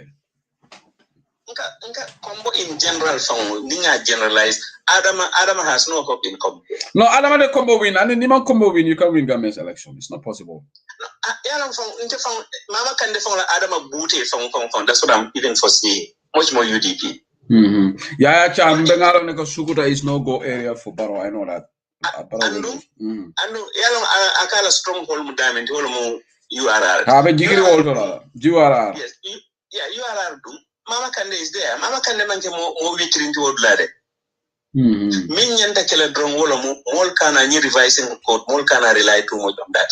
Moli I make sure anybody who is not supposed to vote akana register at all costs. Yeah, but yalong the system is pretty much against that because look at this press release from the IEC. You cannot take the voters card out. It So what you can do is to write and submit. Kamarila number I can submit. So you cannot stop them from registering physically. The only thing is you can complain, and that's where the revising courts come in because the system is pretty much against us. Okay, but for now, sadly, party leaders though we have lots of parties registered in the country, but just few coming up.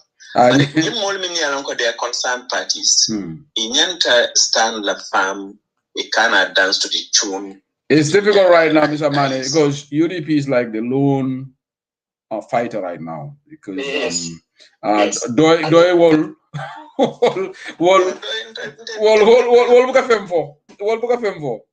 right? Yeah. So you don't bring 50 plus 1% of father. Wala spirit fatally. So sadly, the Gambia la ko benyame bala faram Gambia la ko. Anu Gambia prunga Cairo so be jeni ala mamma ka ko pala ba. Because Tonya be larin ne, but more kajel ko ninga nin Tonya fo, it will be in favor of UDP. So therefore, anna tra kolea be lale kan ye biawo kolea la wala fsate Tonya. Baraka bage Mr. Mane nga the other caller. Thank you. Yeah, baraka bage. Okay, Musa said he's been calling. I think you can call back because Mr. Mane was there. You can call back and make your point. I'll be able to come back about mole information on Shenya than mbe aja fatu sane la kubo foka jang. Anyway, our parents all are until for them because they have nothing to do with this. So thank you to the person that sent me the message anyway, privately. But Ikawasi is also younger sister of one of the mobile force la Musol anyway. The mobile force is an official of the government. Yeah, Musa said, go ahead. Hello, assalamu alaikum. The viewers all control now. Abaraka. Mr. Mane Mborajamba control said the program okay. Aning computer jonko to nena telephone kata. Be program o adiata lede, huh? Yes. Ni Uncle Larry is aning Olidiva definitely nyantala wat ni wat ikanana. No, you look at it can famala jana sign, inshallah. Certainly mina later found follow the camp. I'm sorry, but you are more British than Gambian now. What's up? It's all like Ikaparo promote back. Jenga promote. Baba back. Gambia political trajectory ngamre ininatala. Wallahi, sadly, niyaje barola molbe wurikan. Iba fola kombita luntangol le binala ibe lori ni luntang kuokan ya lonne ko Gambia dingol hani found la state house in Milby ifata barola ya lonne kat so sai mumbe ken last minute kodi nyino le be kerim baro bulu kafufu so bebe wala but woman can tell a problem what mimu tell a problem what nga focus night and until we are determined of what we want to do. Yeah. Wokuma yata back. Minale ikanyi Senegal na min for tenting ka foko Gambia dingul lebe Senegal. Thirdly, is a simple logic. Yalong political kono be Larry season in Yimbe afole ani Olidiba wada hadama dingo ila integrity and ila ethics akumayata back. Baro do malo monem integrity ni ethics for us. Baro fa manke attitude of this. Yeah. Baro ikati sindilo ko jubulango. Ni ajenke ndai jenke ni atili ndai tili. Atebe bulu wala nyama. The person there Oje Jallo suku singati. Itello muti architect of nyim luntan ko be itellebe nyim ko ke kay be daring. Yeah, Sugu is behind. Sugu is also involved. Sugu of all people. Oh yaje, let me tell you one thing. Kabrim PPP la jamano. Seblinde ngala fada mu PPP nka ballet. Bari PPP la wato wotumo ikaluntan ol register muntoldo. Sere kundalo mu brikama. Yeah. Ablai wada mi alonka man Gambia lo nyaonya anenela statement fan kona Brikama Santos su kotle. Okay. Yalong ye oje jaloje abenyin dew mimbela because mune atina hani tumanjai ba nyor ka yalo ne ko tumanjai to sonna nyin kusifal and she might even lick it. Asa fonole. So ibenyin luntam fuko mimbe fokande imaje ma fok kewol. Because kamusol gada wole sono yada because musol ka kafol le so. Kafol be Gambia nyami kafol be Senegal wole nyama. So ikamusu kafutio leje. So wole kanyi musu dolu business italia kodo lo me ka wole bondi kadila. We are not going to allow andu Gambia dingu be pareri wala niano ye momo samba na yafu ko namanyo lo nyinti namusolo nyinti na fokolo molte sonala.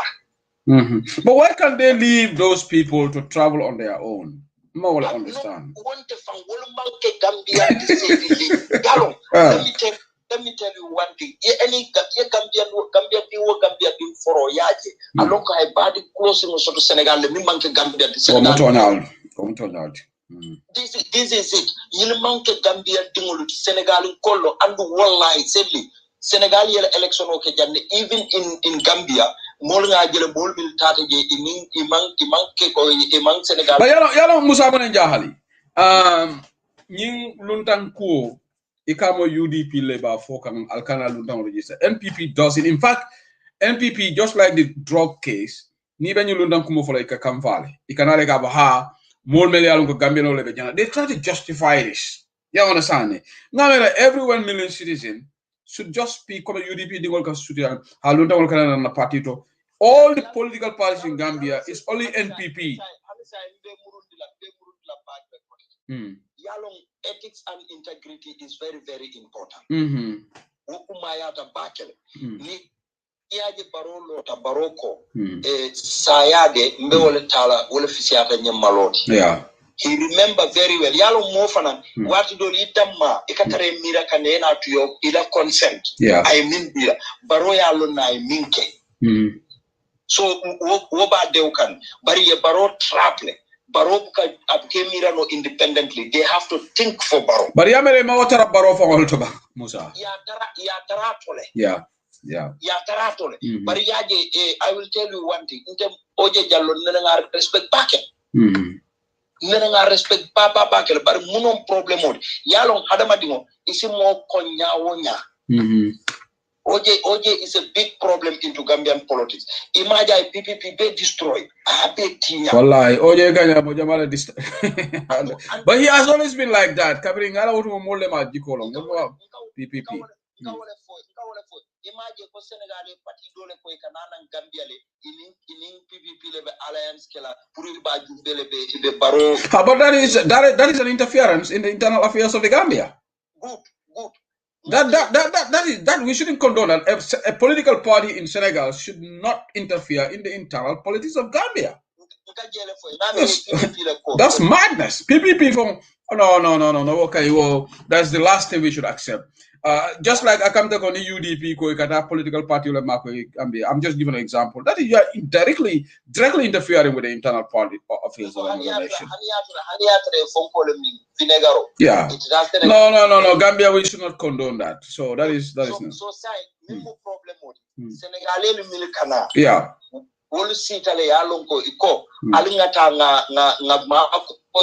Okay.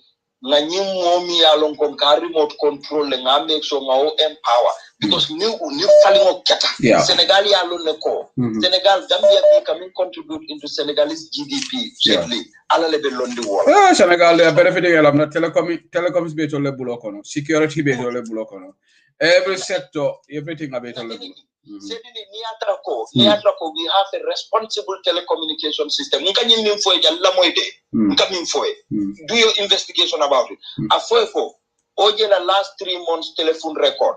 Animo kotangolu minuli alonke be NPP la last 3 months telephone record from Gamcell, Africell, QCell. But QCell te sonna ka record di, Africell te sonna ka di, maybe demanding Gamcell. But wo fanan fango foni mole ya leak.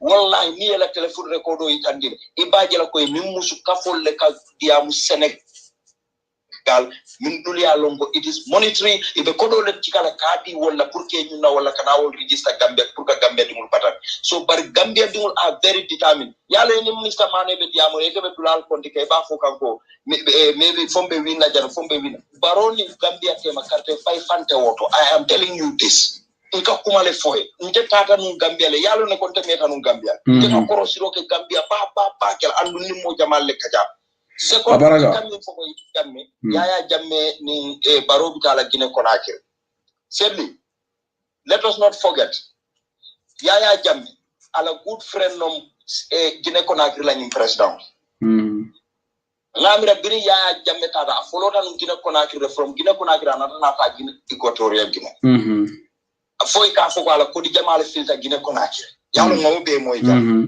allegedly okay this man yinna carte fayo drink Guinea bina carte fayo kala ay border soronne ani Senegal because Guinea Conakry la ni president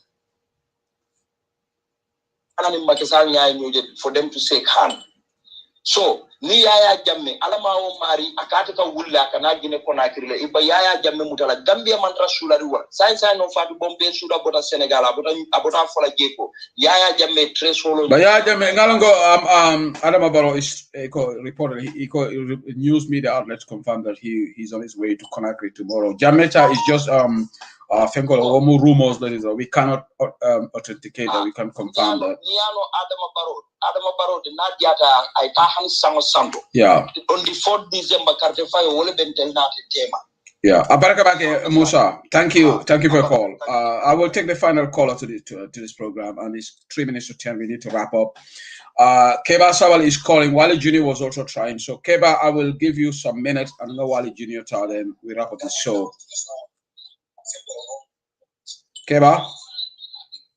Yes, success ligne konton bake. Enembara benyadi. Kontanta bake mbela programo follow kambi luntan kende balle sodomen yalonko. Ila kacha belari hakilmaya kan. Wallahi. Ila kumolu tilinta, ila kumolu beteata. Success limbe fanan tentula kejahi. Abaraka. Ila do kuala me yalonko yake. Abaraka. Anila luntan me yalonko ila kumolu bela hakilmaya leka. Abaraka. Baraka. Tonya pedamen UDP nine atina molu jukitera because UDP man tali lala liso. Wallahi. UDP e molle so men yalo ko ni be diamle kela diamola londo la kay mellon andu mel sikeno fanan abuka ke ko fea ko moti ko biya itandila nyamen ko UDP buka fea puke. E woli wada diba be alon ne nadia muta mole me alon kay ko so kay faida so ko ay londo so. Wallahi. Mr. Sise nala Sise kundan kaya nyaonya kwa tulipe muribale lo. Ngole faida ino guys. Ni kaso no afaye ko ayala wato be dila anytime dore kala. No say guys itol guys mbe appeal yale kakari fama jana because liro su jara tongola so we need them to come to be yana ba on program wol kake audio tele. Mo jamal be karana from their wisdom and namera wakay program so tolale ikakari fama jamme ka diamu gammenole wallahi said lim contanta pake wala nan kontem fonyolo la fonye kumande andum lefta ko momen la kandro wala hanka bimbe diaspora dan men nu bebe la moy kala program wala bila program wala moy la siata bake fande kense o bari lefta pro aliyalla la moy la kan ke kense wallahi Gambian kolu be jikirin to la bakele andum Gambian kolu latan to la le bake ya karome wosi wole wato men de obe Gambia man selfish kam fanga ma ko jude kon to bi janne no problem utafte felen ko atol la problem mun na problem olti atol le mun toltin tol kamen ni janka ni na tol le kama murte kan ni be de tanyola we fight until we win yeah kotenke min natabula problem o men kono wala garawta mo kana fiandi wala fan garawta mbota men ko because nim mobe nyola me alon ko amanke fenti bara fanki ko amu fenti anda pare tal pour ka fanke fenti même mo Adama Baroti anala government andon moyen si bondinoje wala mbeya lon wala carte kesoti namolu ilawe awareness amanche ko tolle fan fail as citizens it's the government that failed them because men get from IEC ila ye men ke pruning kamol aware ndi electoral ni voters registration amanke effectively imanta satel to kamol kachandi imar radio use imam media use kadia mu molie fengo de keta sudden net wala afa abaitale binade kudo fekela tenni femma organize so namolu hanika bi mo kana kamfa because ngaje model kamfa dal ko Gambia ko li kadia mu ne buka understand hanika bi dol ka foko boda start dem bulle dol ka foko tenninta atare maso ima understand nim mo ma understand ika kele pour ya understand the prior lo because he left men yalo if an left wala mbenga loko majority of Gambian people they want to change this government but sai nkana fasi hanika bi ngamuru kando ngafo eko they don't need to look for a birth certificate now. They don't need to look for a ID card. Natara ko possibility mantarebo. Nakumonga ngo natara o possibility mantarebo sai. But the time is very short. Alkalo liya ali attestation ota. Alkala registration central to ali IEC la attestation formulta. Amanke malukuti. Amanke silankuti ila alkalo me yalonko sate kono menu si sede ano ko ite mu Gambia dingolati menu si sede ano ko dolu wulu taw sate le kon hani sate dingol damal kanyo sedal ni meta siri nyokan 20 years Tonya. ma wulu sate to because kombo be mol ke mol damal be natal par membu gambe di wotin kalo ni mu wulli sudu ko ban kolati ate bota wulli jata kundale abota wulli sedi kundale abota andu meta siri na fonga nyolo ko kanyo sedi ako tonya la nyimo mu wulli pol Tonya. ni nyanta nyo sedi anola alkalo yalo ko nyimu bam ko di wala tan natara ama afanta do wulli because mo do sangi tan sabake kombo ama wuluje abita mo attestation na nyini la wulli kotenke kato hana wuluta men ni yala woltije bari fara to de yalo ne ko wulli di wala ni tin ko kala badi wala jele e kanaje akate ya e kakete wala mu kulal tin ala ko banko dim buka fi banko Yeah, abaraka Mr. Sabali. Advice Abaraka. se ko sedli na fonna molye dukare ye dia muila molye ye ta registration wala rigi nyine pile ko maya ta carte faylu No, dol ba kan because nina sister dol be diam kan. Ate diam tala moli ene. So family be ko ngama kiline kay ko dala 2016 tabijan ayo mari educate akay ko you don't need that. So mari kay okay mbita nyila. So there are a lot of people in the diaspora. Mary Ango definitely be tentu labaki be la more call can and which is working. Keba. That's really good. Definitely. We need to do that. Abaraka baki. And definitely left the sake mol be kalam ko faratonko. Yeah, farato kan wole example. Nim faraton ko be do ko menna. Bi faraton ko be finto menna. Mbe carte men register la farat. Ndaka mem for mol yanko. No matter which party you support. Keba Tauto village. Tauto village Lumintole. Dole ko jang say who in Tauto village there is no UDP agents. So sad in Tauto there are a lot of foreigners registering now. Mintolon Tauto village jelone. Because we have Tauto in Combo. Tauto kake mostly manjak satellam. But Tauto kilinte Gambia. Yeah, can you Buba Balajo, can you be more explicit? Because many information on Dila Morsar Lale. Morsar is election official and Niata is half on your Tauto village I've been told. And secondly, I'll kind of confuse for now. Not all registration centers ye yele. Dradol ma yele follow. So because Morsari Afonileko agents will be Dula builder. But this gentleman is saying that reportedly Tauto village agents already. So Nintonya I'll pass the information to Mr. Sar because Naka communicate on a daily basis now. You know, according to any feedback on our file, you know, so yeah, second said Lintana Tauto Melon, Tauto Dobe Sotokoi Dala, I mean combo, Sotokoi, Aje Dala Tauto Dobe, but Tauto Mankakin. Yeah, do baby Tauto Dol Tarana combo Mafon Fananale. Okay. But a small settlement, Barial sign small settlements will Valley Wartal Nimanina, Makumbaya Mafoning, Buffalo to Tema Fanan. At one time, Tauto Dobi Jele, Malam for a Tauto Nata Continental Bamfama. Maybe I'm a Ben Jabila, yeah. Labakore, Mariama Kundama for a small settlement. Yeah, I go Tauto is near Old Yundum. Okay, that's right. So Nka for it Tauto, Nka will to describe it and finally called Ladole Fanande Kafo J Tauto. What of Tauto if few for Barin Tautos now sa for the Cabenia Yundum. Malo bekeno la nyadi le tonya because more nyanta ni be report telefone ya reliable wala minti ko Tauto nisonta ko yundu mu ma fon la organisation sifa membije ka foko blay so de am alon ko registration center le moma UDP ma agento so is very possible. I'm not underrating or ka foko amanke to na bare we will work for ninta for operator sa ndembo command la membe responsible le wala said la assure kombe murle kan du bamba fale ko nin kardia mutala ko ya find out le nyine beje ide ba ite ko ma fa wala Keba, can you verify that for us and also okay abaraka bake thank you so much Keba, thank you yes. Okay, final caller Wally Junior, you can call now. I will take your call even though you said we have issues to talk about, but do you still want to go ahead with your call on Bantaba? And then we're going to draw the curtains here tonight until Saturday, or when I should be back on Bantaba. Saturday, Seattle chapter called the Nyantanala Jam. Wali Ajeleman call ke Malanda Bola call Dunta. I was going to take your call.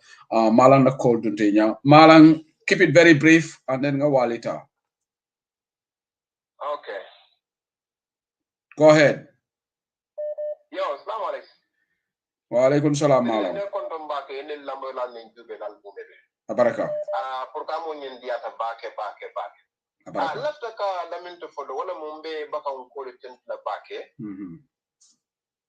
Ifanna bulution ya mindi patengi na enta kunyo kontan bake hani atara ko mantra baka wala mafon balbidon yo maya nyaminke ayim giso la bake en be tentlo fanna mina flanjam fanna wala mun nyinti ko kanna pulling station bol tentu bake mun yalan ko lobe UDP represent kan AIC la dukura be ba kada kan bakale ya ke basa bane nim fanam ko to nyalam farado mol be finti ka nyama kalenda ko system ko kanjele bata na system register le a dimma fana register in be le boras card ko tama nyenen nyalo ta kana so ka ke ba saballo kuma kawni sabati ko mon be finti kan anin sembo nyinal par nim ko marge ansandro sa diamun na kafu nyomel sa diamun na bade wala ku kenyo na karamo malu nyin kama ya finti dai be ta register be kumala tabak sedili ko ya min be gambe banku kan sedila mammo kilin kumpa ko ya be banku kan bake mon la balunya ni mon la karanya ila korda ko mon be boyla mon kan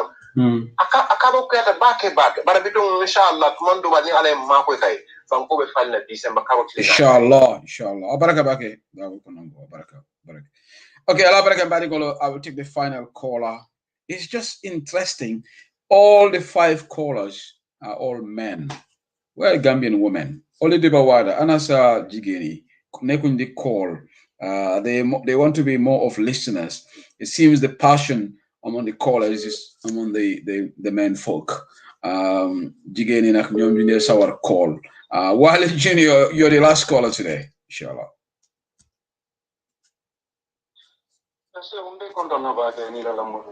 Abaraka.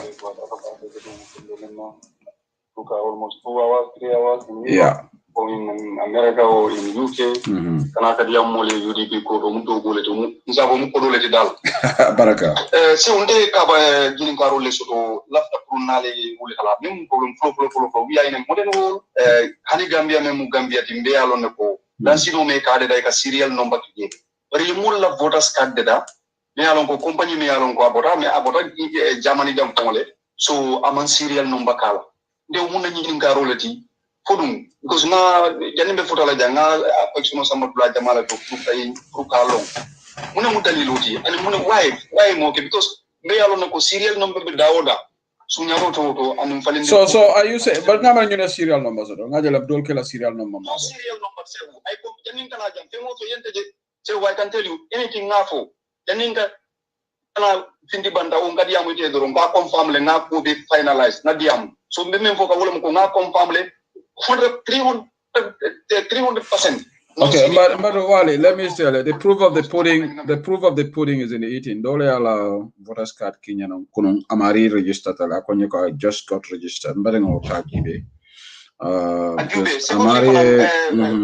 Okay. Go ahead. No. Secondly, lafta men fola dorong ko mi ngajele last time modul findi tele kibaro ka findi nyamen an kul ka fo nyamen. Par sa en kul findi tele mel yalon ko be yalon ko de senior ne be landiring na bato be nyabala. Kulum ko yakumba findi tele kanyi dan di molla. Yalo sehu wantimbe je ndeba fola anin kene mol manke tilindi wala. Ni ari memba ba ke sehu. Ba ke this ndene nen lotale jang koy sehu. Ndene net lola platform o ngata adula do ngafo IEC man tilim nga fola. Par nga fenne je mem manya afa follow ngai ko ngoye ko Alikalo in my village will identify the whole village, but will Alikalo in Dipakunda? Okay, Wally Junior, before you go ahead, there is a voters card number on the card. What is that? There's the one area has got a voters number. Yeah, that number. You see that number? You see 3 million voters card going with number. Your voter card number menji. Just to show that this number is this card number. Every document ya issue. Anyanta number soto la te bondi nyokono but woni même problème serial number la kany tani documento ite la serial number use no la but Wally I think you were talking of making it a more security protected card, but this number also is unique. So if you can have a Nimarila number bijang ending in 7 $100, so that is a unique to this card. So this is a sort of serializing it, isn't it? So I don't know what they have numbers, isn't it? They have numbers. They can't. What I'm trying to say here, yeah. Say documents don't be sunyaro kino la wolumko. Mote mola tayi usnola nina tayi mafo number. Yellow number is just a number, card number. But serial number munte wolumko mote mola card usnola. Masimo ta kinnola. So akam munte lobe authentic la. But hanin jola driving lansino. I serial number sorole. Now, all the biometric menga issue in the whole world, they got serial number sort of. And give me some form of calling Gambia killing. Police and goes like a serial number documentora. So the question of meaning a map of Amanki Yaman better what I can. Sign to better question on Kalandi and in Kalandi Namunya for Puri Cola. Why not serial number? We want to know why not serial number. That is my question. So the bottle, no landi the Fanana Yaningaro Gefana, but it's time for everybody from a Diama Cola. So the bottle question on Landi Le Mealo convenient and Yaningaro Kelala. So now I'm coming the second point movement to go. Ya pol be laare ne mi alon ko mol natale ko pour pol ka kibarol ka fo nyamela sila nyala digi o ila pol le digi par sa kibarol findital mel ya nyitandi ko ya ko majete ya identify mu fenete mi alon ko be laare tena batole mol natale ko landi tena bato i felen dindol fo nyanta wulla pol kisi ko nyato ne alkalo ya confirm ya ko majete ko yes memol issue kan kayto la mi alon ko de so only all voters card and it is so said ni fo yo confirm le so sa ni tena daf ko iko like okay all voters card is valid.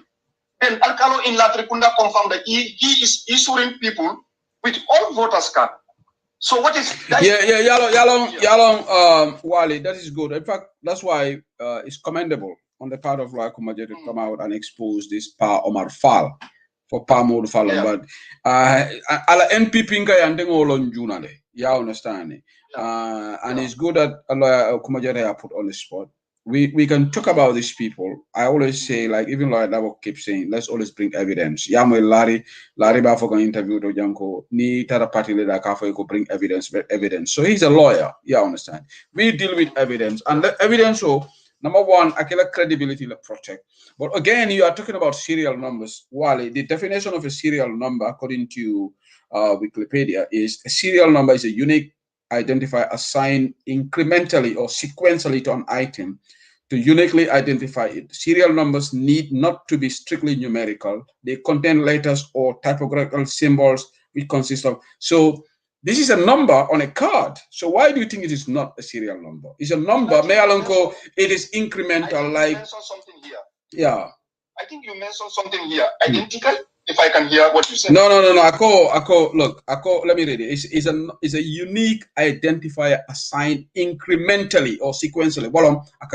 Incrementally to an item. Like this one goes to, so that they are not similar. So I don't understand, and I will confirm this with I have got people now go there IEC, but I think it's unique identity.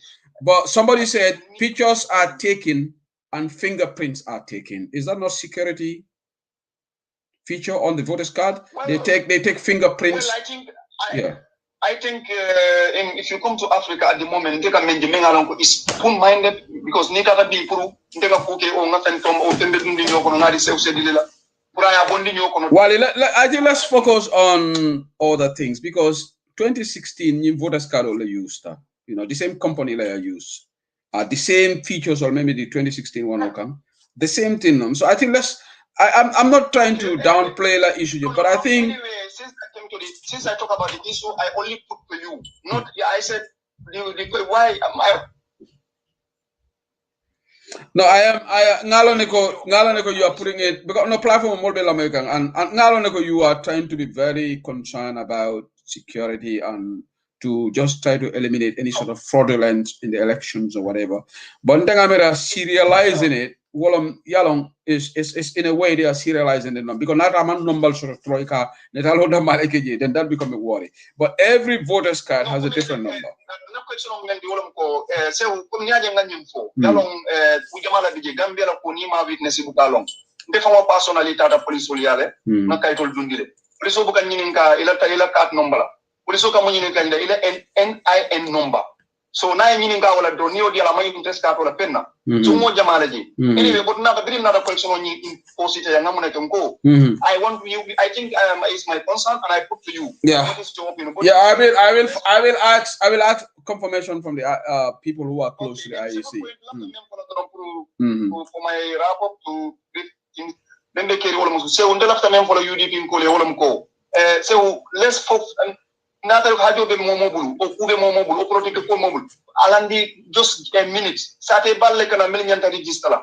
And I'm telling you, not video send here for another video time moment I go level. MPP be mu nyita je wolo muko ita Senegal la belingara kamu funding kel sika ini Senegal la fla ko ni Gambia la fla ko be tama kan kan ni ka fa yewel comme le ko kana bot adama boroye so man na video nyim pam because mu kele pol no ma pour mol saji but lafta même fo la UDP ko le do wolum ko believe me wallahi se mu be ko kuto ali ngol landi side la nga focus ko baro monitor from their homes or to the police station kafo ko nyimfo ko le nata mallala ali monitor ni baro la mol silata tranquille na la sew sew mbo fole sila na diamola man sila mola diamola man sila men ka foten baro la mol silata mun yalo ne ke pin katari la pol noma ke kisi ni momo ka baro la mol kisi ikri ka sile nya anu nga fay baro la mol bi mo danta nimbije ni yon so de ben subo do mo lalde ngene momut sabali ngalo ne koy ben de la subo do la nim saban jal no mala bum bamba mas the reason why amanke ko ila fonko ila ke kisi da ma o kele ko no motade ni aje ko ka development na UDP ikaje your impact in UDP is crucial ika fenki nyeto le play no mala 100% dala ita buka parola mo so ba ndeka hani te fon sew sebi ni bulat ni bulado ma ko ni em fatu ba paro kin ba ke o yem adama baro kin o so mo jere ba jere ko ndele na talo jere ba idiklale wala mbetala ngaji ko sew sebi las keno mala programme du de ko ber ko ngai bulado ma men tin jere ba so barola molu mo kendo membe UDP abe do ko la dorom no, yeah. SIS le assign tenim Bamba Mas and Injuma that they have assigned some SIS. You know, even Sanalani issue, they have assigned some people that will be monitoring. We got the name of the person. They will be monitoring us in like Gambia. So we are waiting, but they cannot intimidate us. You know. So. Nimbaro ala kana ala mo akar sama banko nimbaro mang ini ala mata kala gani ka ko ko la nimbaro kay wo windandel se wonde kay Gambia kay konin ala no ala to kala inshallah ala to kala ate wenna inshallah baraka wali thank you okay mbari ngolo mbe program ko fala jenne ala baraka baki so ko to saying it's past 10 o'clock here. I wasn't meant to be here this late, but because I want to accommodate the callers as well. I'm just disappointed that our women folk are not calling. No single female caller.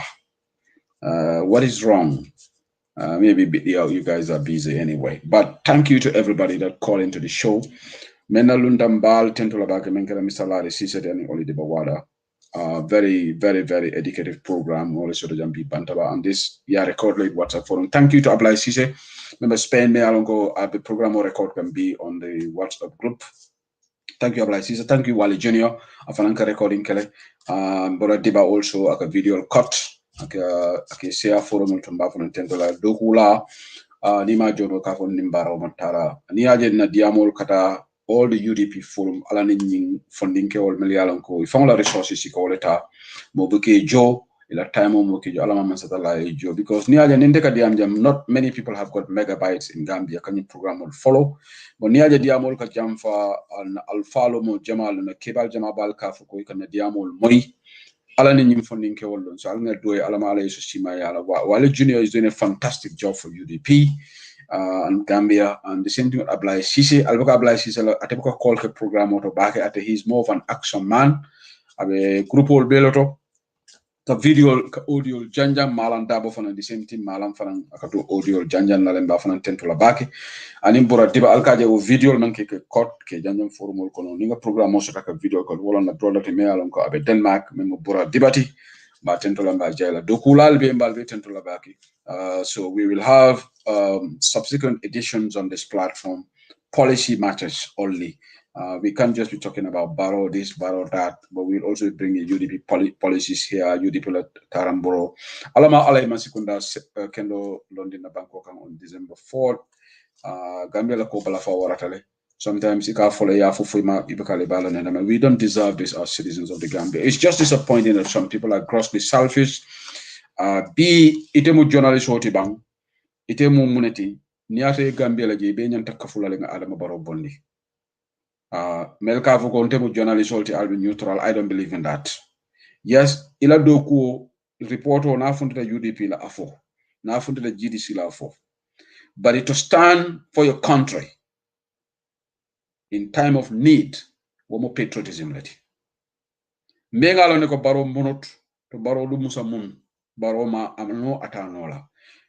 You don't have to be all well meaningful Gambians so to come together nga Adama Barrow jindi but it don't be say wol ye daily e buka nim baro la ko fa nin drogo la ko mo jele kafu. How can you call yourself a journalist?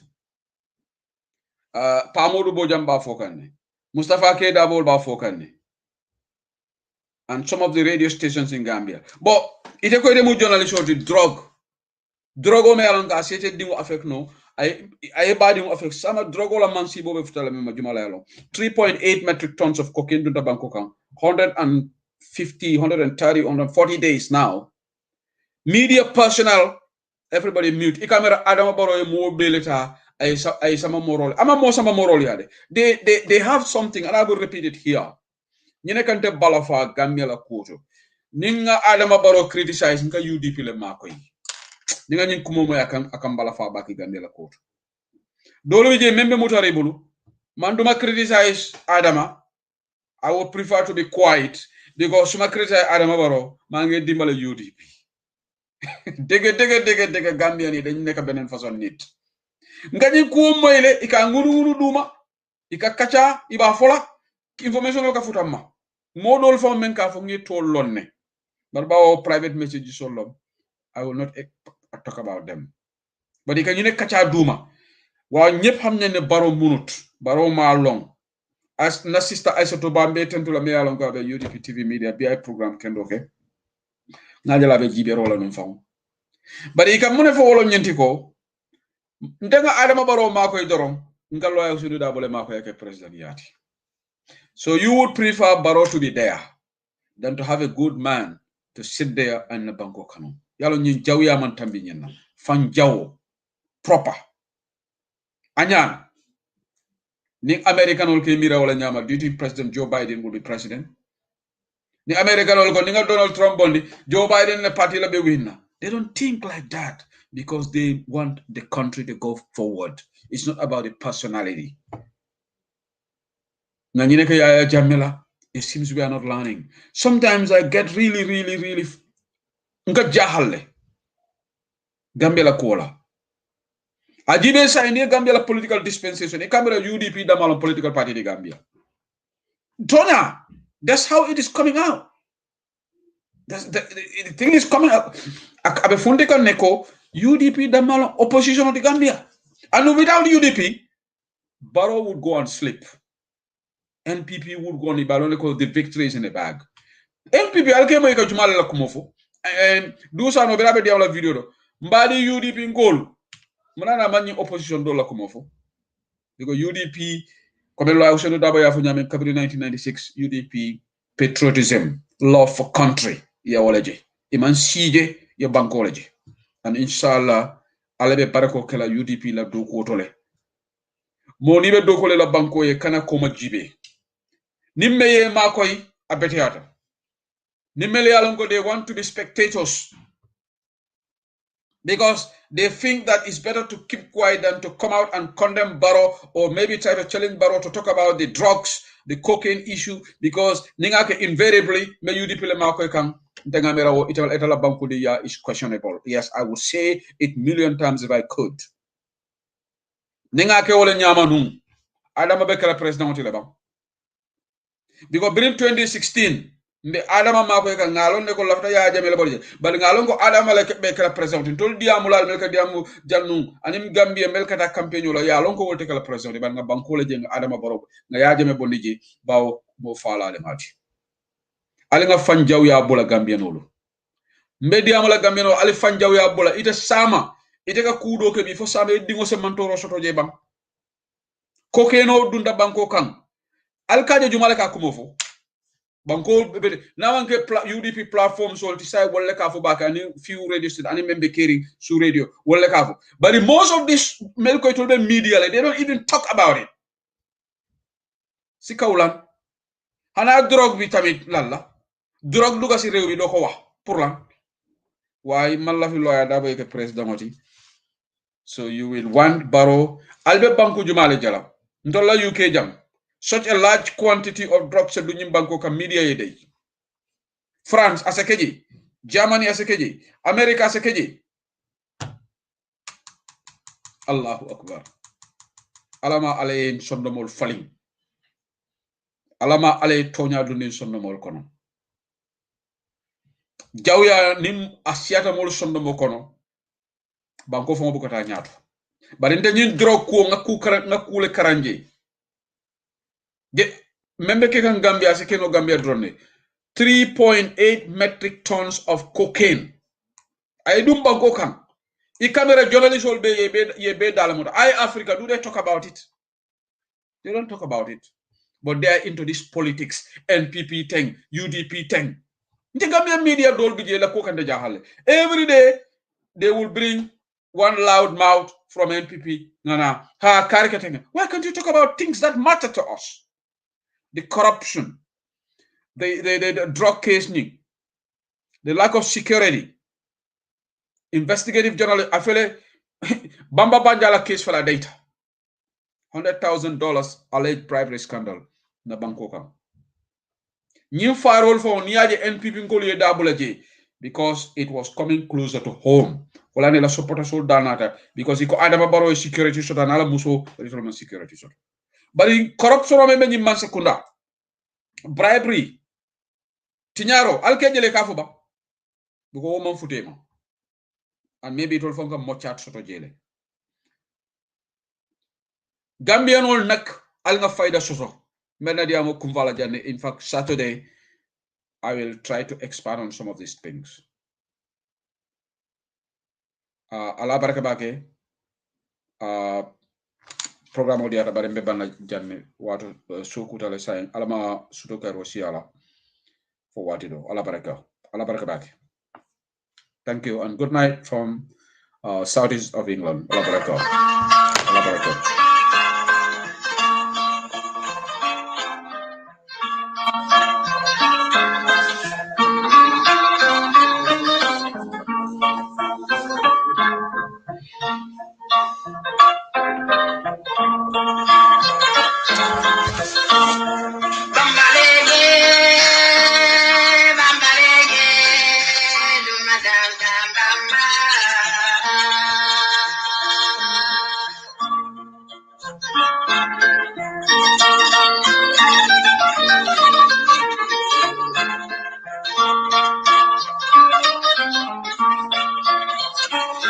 Ala baraka bake, thank you Dudu Sonko, thank you copy paste. Baraka Mama Joe, good night.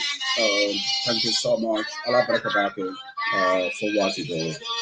Gambia la ko wato do ya balafaka warale. Baraka bake ndari na bita muso binta jamia baraka bake bita bara nyini. Baraka bake, thank you for your support, thank you for everything. Thank you everybody. Yeah. Gaya musu continue ane Mr. Jamia. Baraka.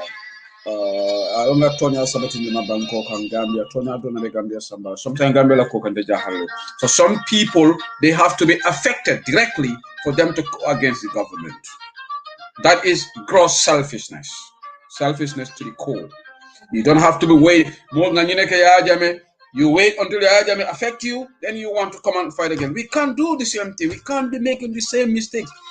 You have to stand for your country, whether you're affected or not, when wrong things are happening. But this is Gambia. Ntoldo nga baro support le because kan tume wala nga baro support le. Bar bere nga je ko nyinte kidu waji mbotala boso kono le. Fokala ngam fan jindi de. Ala baraka. Ala nga tonya sabati le Gambia. Thank you. Ala baraka.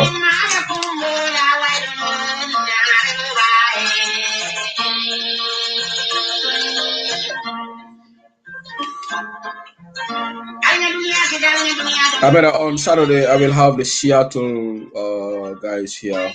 And on the 5th, Jemara from Raleigh, they kill on the 5th, Bakadaji. Allah Barakabake, Drame Kundankulu.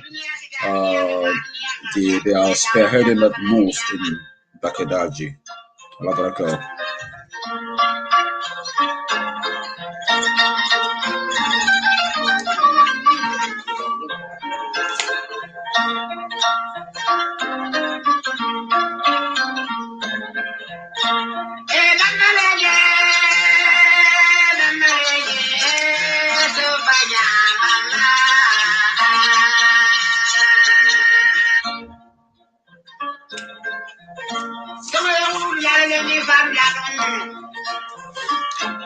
Okay, the broadcast end like in matter of seconds for Sibitulum, and I will have an announcement here.